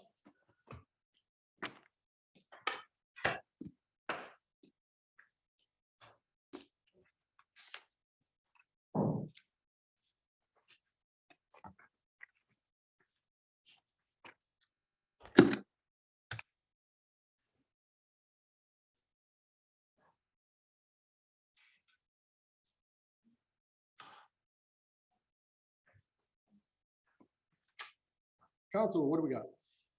This is Mr. Matthew Lewis. We're here for a preliminary exam today. I did just notify the assistant prosecuting attorney and their witnesses sitting out there. Counsel, your appearance on Lewis. Good afternoon, Your Honor. Omar Chacha, on behalf of the people. And Emily Elijah on behalf of Mr. Lewis. My key number is 85039. Mr. Lewis, would you please stand and introduce yourself to the judge by stating your name? How you doing, Judge? Good. Thank you, sir. Have a seat. We holding? Yes, please. Yes, All Your right. Honor. Are you ready? Yes, Your Honor. Call a witness. Your Honor, the people call their first witness, Officer Hudson. Officer, come on up. Watch your step on the ramp over here. Raise your right hand for me. Do you swear or affirm, tell the truth, whole truth, nothing but the truth today? I do. Settle in. Go ahead, counsel. Your Honor, there is a preliminary matter before we start. ahead. Pursuant to MCL 76611B, the people move to admit the state of Michigan laboratory report of a drug analysis of 0.138 grams of alcohol per 100 milliliters of blood. Miss Elijah, No objection. thank you. People move to publish. Yeah, give it to Heather. Thank you.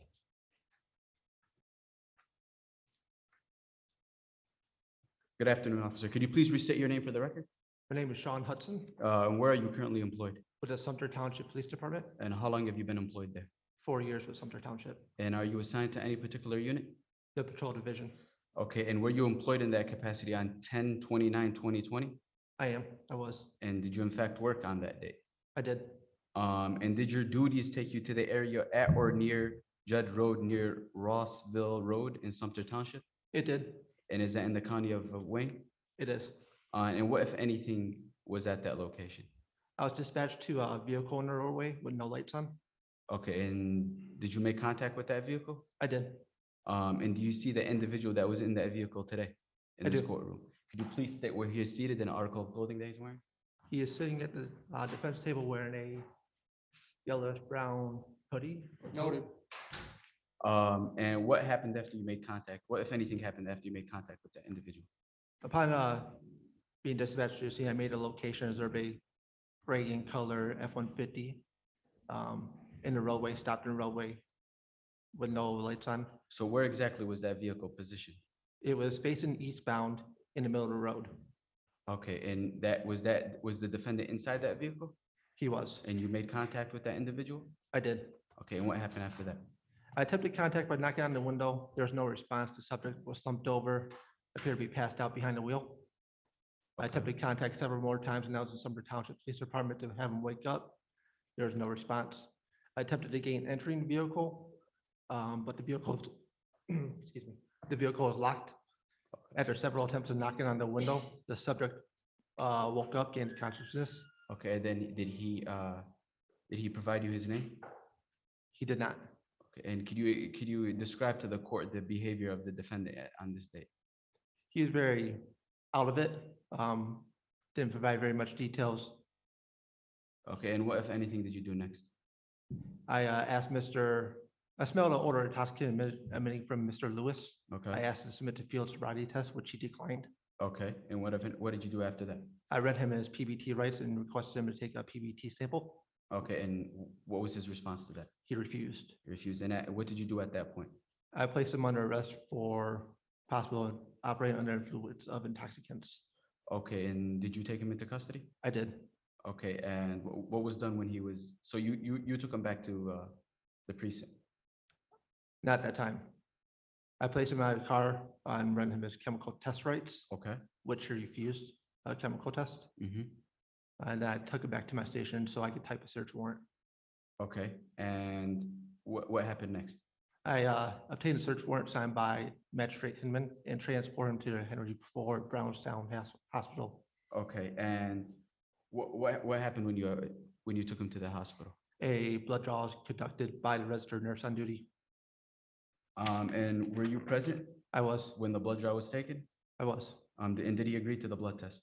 I'm sorry? Did he agree to the blood test at that point? He took the blood test. Okay, and did you use the MSP draw blood kit? I did. Did the nurse use a non-alcoholic solution in that kit to draw the blood? And also lack of personal knowledge. Your Honor, this is Maybe. This is an MPC, Michigan State Police kit that the officers are familiar with. Agreed, Okay. but that's a question you could ask him, do you know? Do you know? Did you watch this while? Or did you watch this occur? I did. Okay, and did you place those into evidence? I did at the Sumter Township Police Department after the blood draw was conducted. And was there a time where this evidence was sent to the MSP lab? It was. Objection, lack of personal knowledge, or maybe there is personal knowledge, I just don't know. Do you know if this evidence was sent to the MSP lab? It was placed in a locker. After it's placed in a locker, it's on my hands. I'm not sure who sent it to the MSP lab, but eventually it was sent to the MSP lab. Your Honor, no further questions for this witness at this time. Okay. Thank you, Judge. So Officer Hudson, so this was October 2020, correct? Correct. Okay. And you arrived at the scene in the roadway. What was that street called again? Judd Road. Say it again. Judd, Judd. Judd Road. And when you arrived at the scene, you see a car in the middle of the roadway, correct? Correct. And it doesn't have its lights on, Correct. and it's parked, correct? Correct. And the car is not running, correct? I don't recall due to it being so long. I haven't watched my video since. Okay, the so you incident. don't remember if the car was on or if the car was off? No, ma'am. Okay. And you knocked on that car window, the front driver's seat window? Correct. Okay. And you see a man in the front seat, Correct. and he's relatively unresponsive, correct? Correct. And in the center console of that car, you see a open bottle of Jaeger. Is that correct? That's correct. And in the passenger seat, you also see a bag of snacks, correct? Correct. And just to be clear, the Jaeger in the center console, that was open? It was. Okay. And is it fair to say you don't know how long that car was parked there for? That's correct. And it's also fair to say you don't know why that car was parked there. Correct. And then you arrested that man for OWI, correct? After a series of my investigation, yes. And also you never saw that car operated that night, correct? That's correct. I don't have any more questions. Any redirect?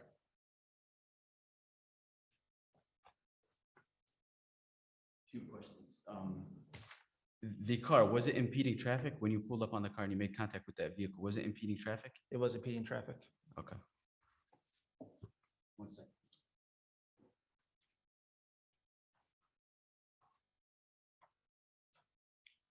And was the vehicle positioned near any residence where it could be illegally parked? I'm sorry, work with what? Was it parked in a position where it could have been legally parked by any residential homes? It was not. Okay, no further questions for this witness. Recross? No, Judge. You can step down. Watch your step. What's next, counsel? No further questions for this, for the people, Your Honor, the people arrested. The defense also rests. Argument? Your Honor, at this time, the people move for bind over and reserve argument for rebuttal. Your Honor, so this is a relatively straightforward OWI facts. But I actually think the prosecutor can't meet their burden of probable cause in this case because their case is built on this house of cards. It's a total case of assumptions. So what we have is we have testimony that an officer arrived on scene. He doesn't know if that car was turned on or if the car was turned off. The car was parked. Mr. Lewis was in the driver's seat. Never saw that car operating. And there's an open bottle of Jaeger in the car. So the assumptions in this case that the court has to make in order to find probable cause are assumptions on each and every element of this offense, that he was operating that car at some point. So there's an inference there, but the court nonetheless has to make the leap of logic that Mr. Lewis is the one who drove the car. But more than that, they have to make, this court would also have to assume that he was drunk while driving the car. And what we have is a car parked in the road for an unknown amount of time, for an unknown reason, with a man sitting in it with an open bottle of Jaeger. In order to be operating while intoxicated, you have to have operating while you're intoxicated. And so there's really no testimony in this case about when that intoxication occurred or whether the car was operable beyond that point. And so if, for instance, the assumption is Mr. Lewis drove the car there, but if it's not operable and he sits there and he starts drinking, then he's not operating a motor vehicle while drunk. And so I think because of the number of leaps of logic, the number of assumptions in this case, I don't think the prosecutor can meet their burden of probable cause because this whole case is just a house of cards that can topple with everyone. Maybe one assumption, the case to meet probable cause, but it's all assumptions. So I'd ask the court not to find probable cause and not to find over. Response. Your Honor, with respect to defense counsel's argument, there is a presumption that the defendant in this case drove to the location and was operating the car. The vehicle was in the middle of the road, impeding traffic at the time when the officer made contact with him. And there was enough reasonable suspicion that the defendant was sleeping in the vehicle. There was open intoxicants inside the vehicle. And I think that's enough for us to prove by a probable cause standard that this case should be bound over. Go ahead. So I think what I heard brother counsel say is that there's a presumption that he was driving there. I use the word assumption. You know, there's a lot of assumptions in this case. Right. They're not granted the benefit of any presumptions at this hearing. And so the court cannot presume any of that information. The court has to have facts and evidence through testimony or exhibits to show, at least by a probable cause standard, the elements of this offense. And so they're not granted the benefit of any presumptions from this court. What's the current state of the case law on that issue about what is operating? So, you know, the classic is the tracks in the snow and the cars in the ditch, but it's still running and all that stuff. So I'll be straightforward. So it's operating or physical control of Right. the vehicle, which is why those questions I asked the trooper of, Right. you don't know why the car was stopped there, are so critical. Because he doesn't know. No one knows. There's no testimony about that. And so, to be in physical control of the vehicle, if the car was running, officer said he doesn't remember. So you can't take that one way or the other. So it's unclear whether the car was even operable at the time, in which case it's just, Doesn't the case law support the fact that if I'm behind the wheel, running or not, I'm in control of the car? yes, I would agree with that. That's the general state. But I think there's again, the car has to be an operable vehicle. Otherwise, it's just, a piece of trash, Yeah. essentially, in the roadway. That is very expensive trash. So, but that doesn't even get to the fact that we're presuming that he was ever operating the car while under the influence, to get the car there. Any response? Your Honor, I would just want to add that this vehicle was found in the middle of the road on Rudd Road. There was no other residential areas where the vehicle could be parked at this time. And I think the issue of whether the defendant in this case was operating the car is a question of fact for the trial judge.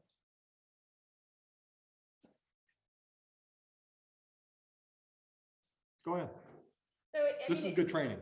So, there's, you can say everything's a question of fact for the trier of fact if you boil it down that much. But this court has to make a threshold opinion about whether, when a jury gets this case, is there a threshold enough met as to enough facts that there is an actual dispute. What we have here is a ton of unknowns, which the prosecutor says they assume drunk driving. Well, those assumptions from this court, they don't get the balance of that. If the court is left with an equal balance, then of yes or no, that's not a fact and evidence. So they haven't met their threshold for probable cause. Anything else? Too many gaps, counsel. I'm sorry. Your Too Honor? many gaps. Probable cause is a low burden, but this one didn't meet it. Too many big questions with no chance to fill them in. Case dismissed. Thank you. Thank you, Your Honor. You're welcome, sir.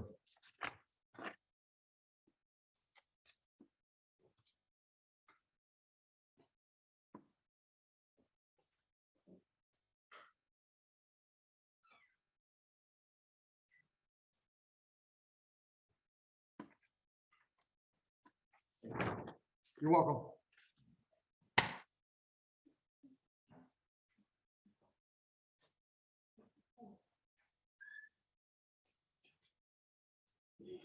Did you see my shake my head when he said it's been 2 years and I put my video?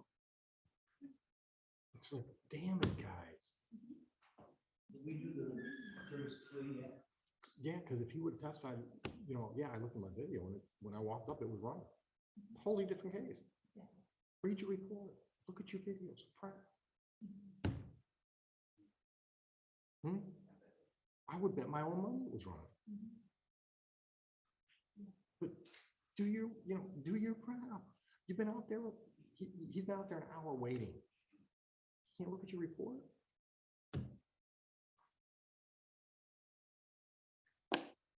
What do you got? No, we have that. You have Curtis plea, and he's out there checking right now. Well, I felt terrible for him. She had a very complex case, when you're talking about what does operating under or controlling mean, right? And he's just jumping in with, I'm assuming he had no idea what was coming today. Nobody else in the prosecutor's office has time to prep anything before the day of the case.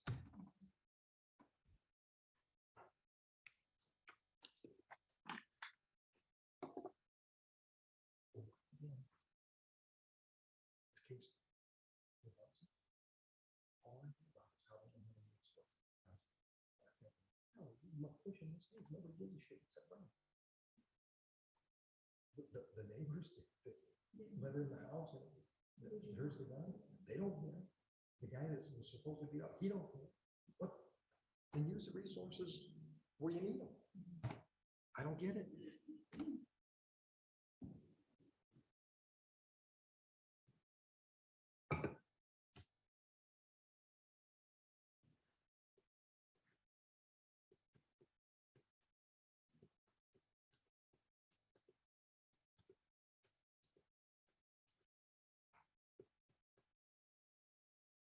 Say something.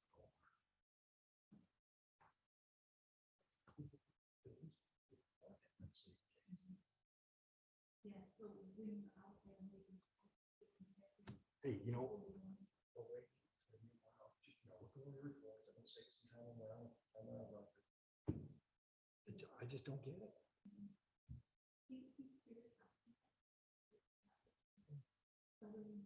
Yeah, no, like Joe said, he did a good job.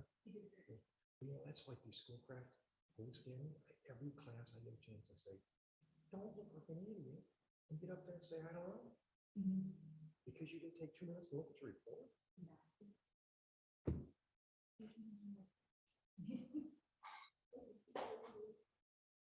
So if we win that, the attorney for Curtis needs to reach, she went out to the car. Now, hopefully we can get 140 after that.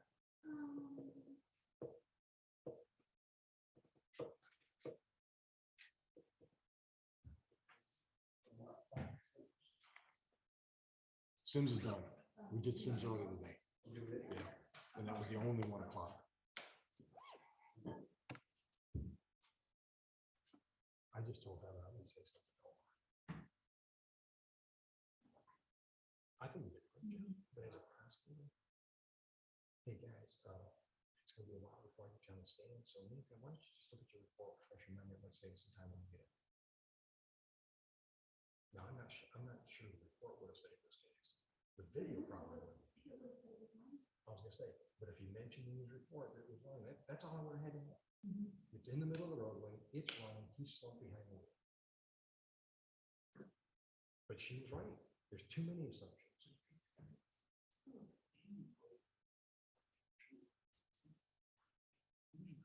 But like, but that's her argument though. Judge, all right, maybe you can make that assumption, but when did he drink? How long has it been sitting in the roadway? Has it been there? In Jug Road, it could have been there for a couple hours.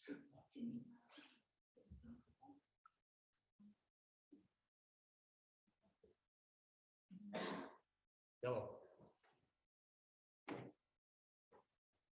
Are you ready on Curtis? Yeah.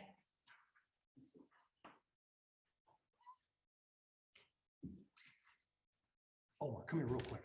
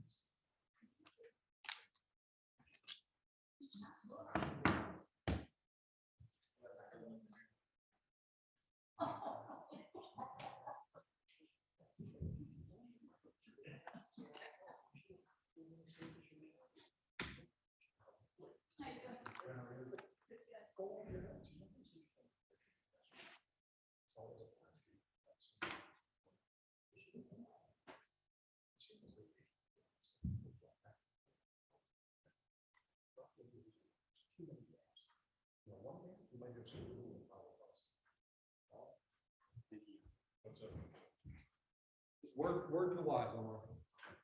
We love training new prosecutors on here. Mr. Curtis, have a seat next to your attorney if you would, sir.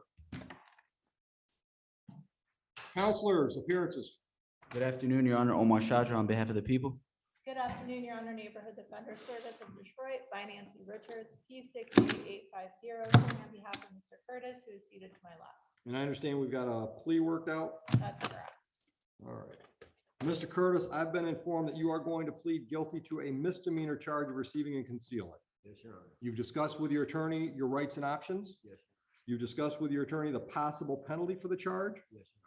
And understanding all of that, are you pleading guilty to that charge, that added charge freely and voluntarily today? Yes, Your Honor. Ms. Richards, would you voir dire to give me the facts I need? July 26, 22 incident date. Yes, Your Honor. Mr. Curtis, on July 26, 22, were you in possession of a vehicle that was stolen? And did you know that that vehicle was stolen? I would have to say yes. Speak up, sir. Yes, Your Honor. And did you have permission to have possession of that vehicle? And that occurred in the city of Romulus? Or what city did it occur in? Was it Van Belleville? Buren Township, sir? That's in the county of Wayne, correct? Yes. And the value of that property, we can Yes, stipulate that it was between 200 and 1,000? yes. Thank you for the stipulation. With that stipulation, are you satisfied with the plea, Ms. Richards? Yes, Your Honor. You, sir? Yes, Your Honor. All right, I'll accept the plea. I'll dismiss the felony charge. Can we sentence today, Ms. Richards? Yes, Your Honor. How long has Mr. Curtis been in? He's been in for quite some time now, Your Honor. I believe since, what, September? For the, it was a good 30 days and then went in August. He's been in since August 4th. Okay. And are you currently held on anything besides this? He is. Your Other Honor. charges as well? Okay. Yes. All right. I'm inclined to do 30 days time served, close file. You want to argue that? No, Your Honor. You? At all. Thank you. All right. You're all done, sir. Thank you, Your Honor. You're welcome, Counselor.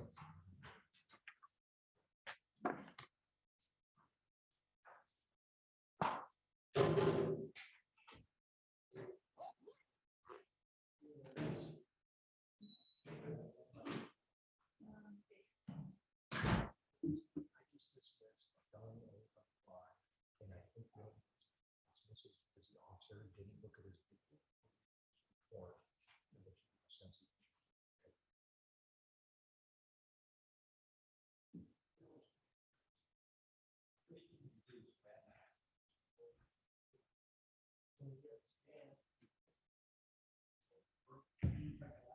I don't understand. I don't understand it. They used to come in here and they like, no, I didn't. Could be that person. Yeah. Check the arrest checks. I mean, do they think they're gonna get in trouble because they reviewed their stuff? And it's gotta be the man problem, right? I don't know. I told her, every one of these schoolcraft things we do, that's one of the things I tell them. The detective, supervisor, detective should be all over.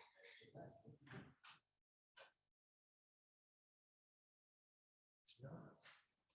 I noticed that. Yeah, and I don't expect you to remember something from 2 years ago, but by God, I think if I knew I was gonna get up here and testify about something I did, I'd at least look at the video to make sure my memory fits what really happened. And back then, I barely had. Right. I'll never forget the one, I won't name. It was a local guy that was doing drunk driving, bench trial with Judge Freeman, and his testimony was that he stopped the guy because his license plate light was out. And the defense attorney said, Judge, I'd like to show you the video. Clear as a day. His light was just as bright as could be on his license plate. And I don't think the cop was lying. I think he just was too cavalier about it. Why would you know you're going into trial, you're gonna be asked to testify about what happened to the event. The event is on video.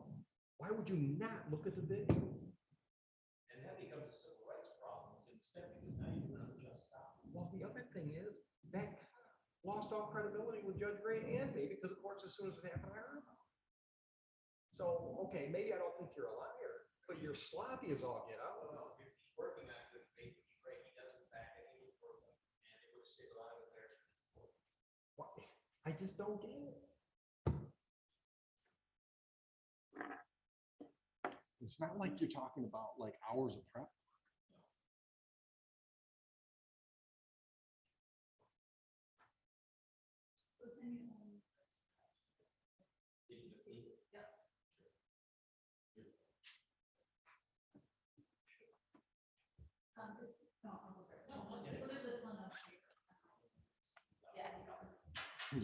You're not qualified.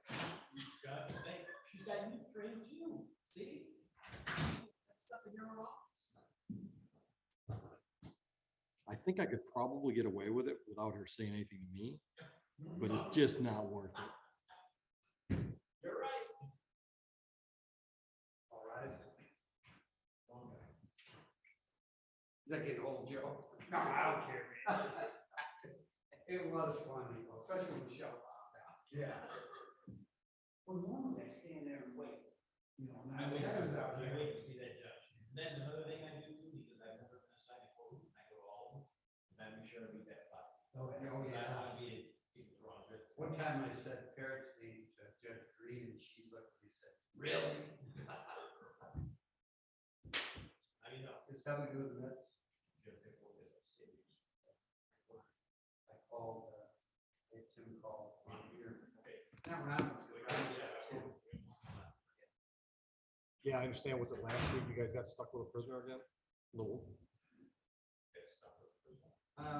Some back and forth about the locals wasn't their prisoner. Didn't go to the hospital. I love that, Al's been fighting that battle for almost 40 years. Court don't have prisoners. But it's quite simple, isn't it? It should be. They're not ours.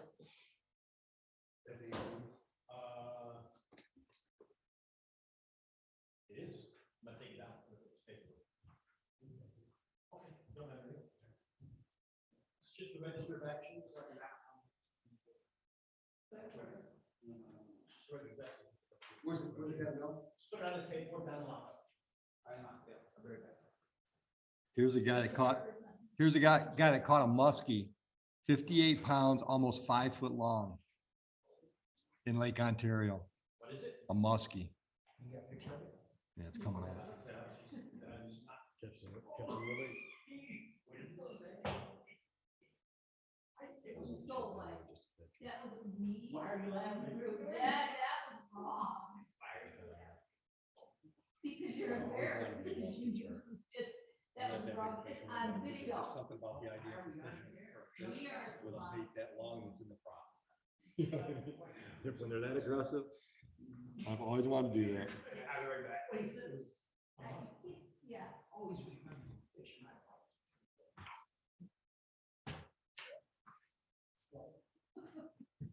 Okay, I'm gonna find out, thank you. Email that statement. It's an old rubber band. Oh, okay. Yes, and I know he said he's gonna do it later. Yep, 2 more after that. We have 4, or we have 3 of them at one point. 0. Vanessa Hamilton is the best. We have Parker and Hamilton. No, that was Mrs. Bang. Alright, this is, basket work with us. Okay. No, we're going to check the other baskets. This is cool. This guy did not want to take that fish out of the water to weigh it, even though he was sure it was a new world record, because he was more concerned with getting it back in the water. That's nice. That's pretty cool. But did he take it out to weigh it, or he's just? No, they weighed it in the water. They put it in the water and wait. He probably doesn't care. He's He probably like, didn't- No, here's what he said.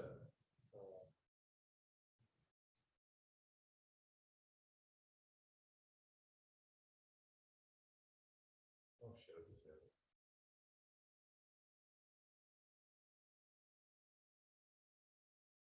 Oh, shit. It was basically what he said was, I'm pretty sure it's a new world record, but I was more concerned about making sure it survived being gone. And the cool thing is the guy makes muskie lures for a living, and it was one of his lures. Oh, wow. And he's in Michigan, he's from Michigan. No, New York, fishing Lake Ontario. so why fish anymore? How's he ever gonna cover that? Well, he's caught a number of fish over 50 inches. Oh, okay. Yeah. That makes it worth it. Yeah. You know what they call muskie? You know what their nickname is? Fish of 10,000 casts. Really? Because you got to throw that many baits before you get a hit.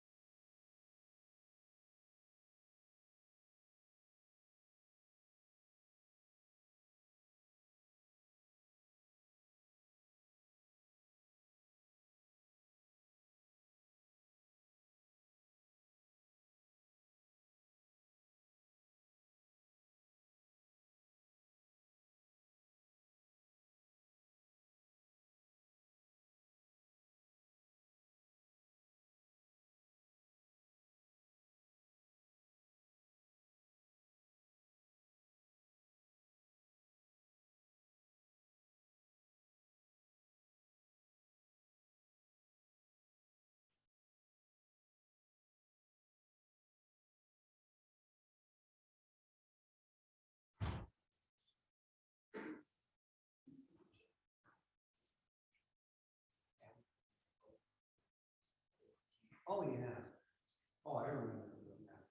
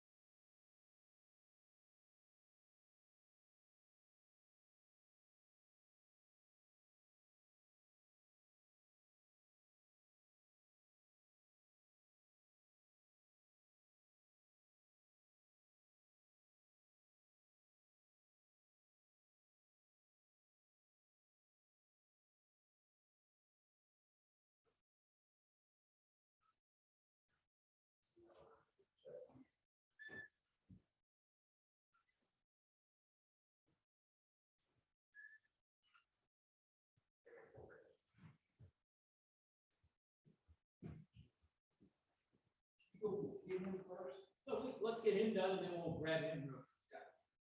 All right, Mr. Parker.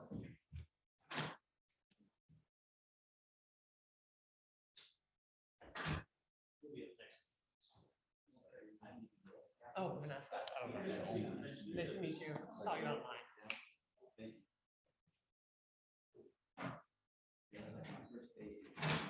Oh, okay. Yeah, right. They're like, whatever, get out. All right, 34 District Court now in session. Judge Oakley, you back. Have a seat. What do you got? I'm here for Mr. Hamlet. All right, appearances. Good afternoon, Your Honor. Omar Shaja on behalf of the people. Vanessa Hamilton on behalf of Mr. Hamlet, who's here in the courtroom, to my right. People ready? Your Honor, at this time, the complaining witness has failed to appear and the people cannot proceed. We would request dismissal. Dismissed without prejudice. Thank you. I don't see any cash bond to deal with, so we're all set. Thank you, Greg.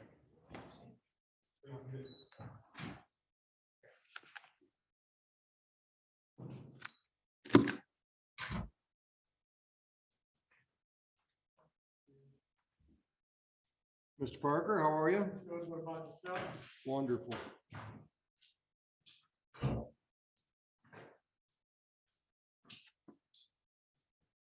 Your appearance.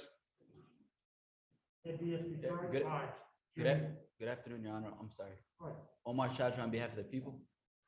NDS Detroit by James Parker on behalf of Mr. Christopher Daly, P 53832. All right, what are we doing? Your Honor, my client, I believe he was in Monroe the last time we were trying to get him out, and I thought he was gonna be out, but now he has a possibly probation violation, in Detroit, and, at this point in time, we feel we want to resolve these cases as quick as possible, so we're Okay. gonna waive our preliminary examinations in this particular matter, All right, and we've got two separate files. and they're older Yep, cases. yep. September 14, 20 and August 26, 21. So sir, you understand the possible, or you understand the purpose for the preliminary exams? Yes, Your Honor. You've discussed your rights and options with counsel, correct? Yes, Your Honor. Understanding all of that, you want to waive? Yes, Your Honor. Mr. Daly, you understand when you waive your exam, that means these files are done at the district court level, they go downtown to the circuit court level for the next proceedings. Yes. That's what you want to do today? Yes, Your Honor. Gentlemen, you satisfied with the waiver? Satisfied, Your Honor. So am I. AOI will be next Wednesday at 9 a.m. Very good. Thank you very much. Good luck downtown, fellas. Thank you. All right, then, we'll be talking. Joe, I got one left, right? Ferguson? He's out there right now.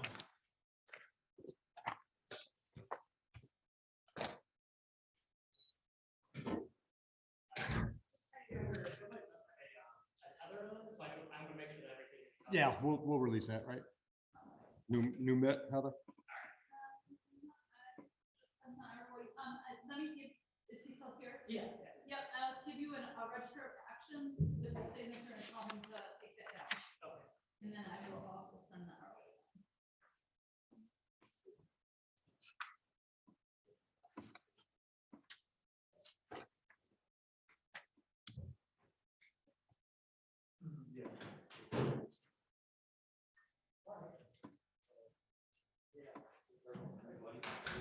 I believe Ms. Ferguson.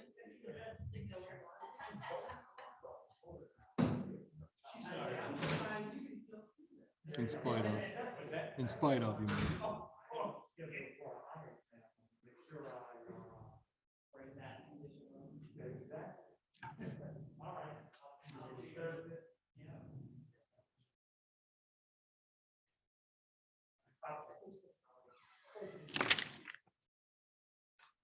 These can go to Mackenzie.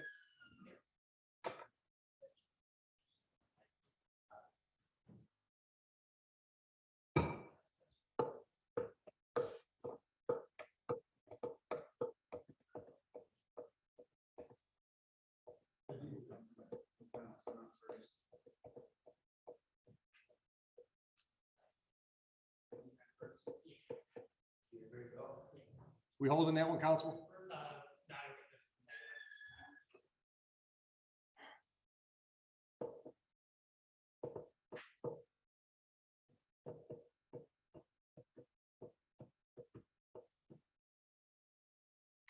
I'm retired, I'm gonna have to do some visiting judge outstate.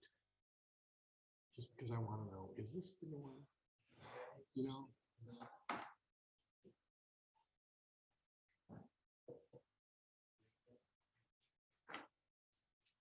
What a waste of resources to get to this point in nothing.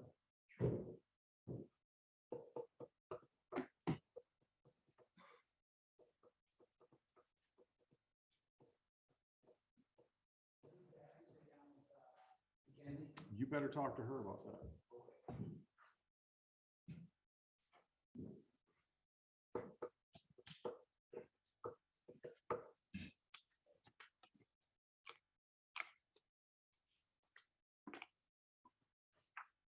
All right, appearances on the People versus Brian Ferguson, please.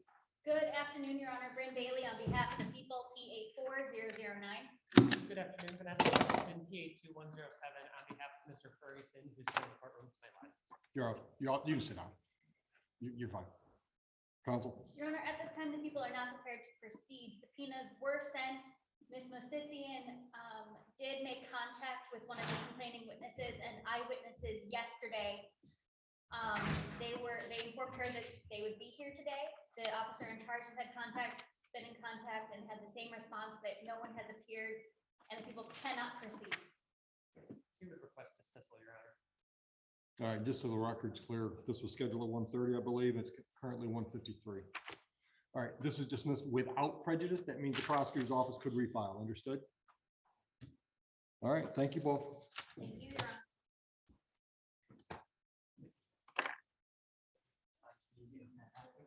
Shutting this down. This was highlighted. Hey, Joe, get the TV when you can, would you?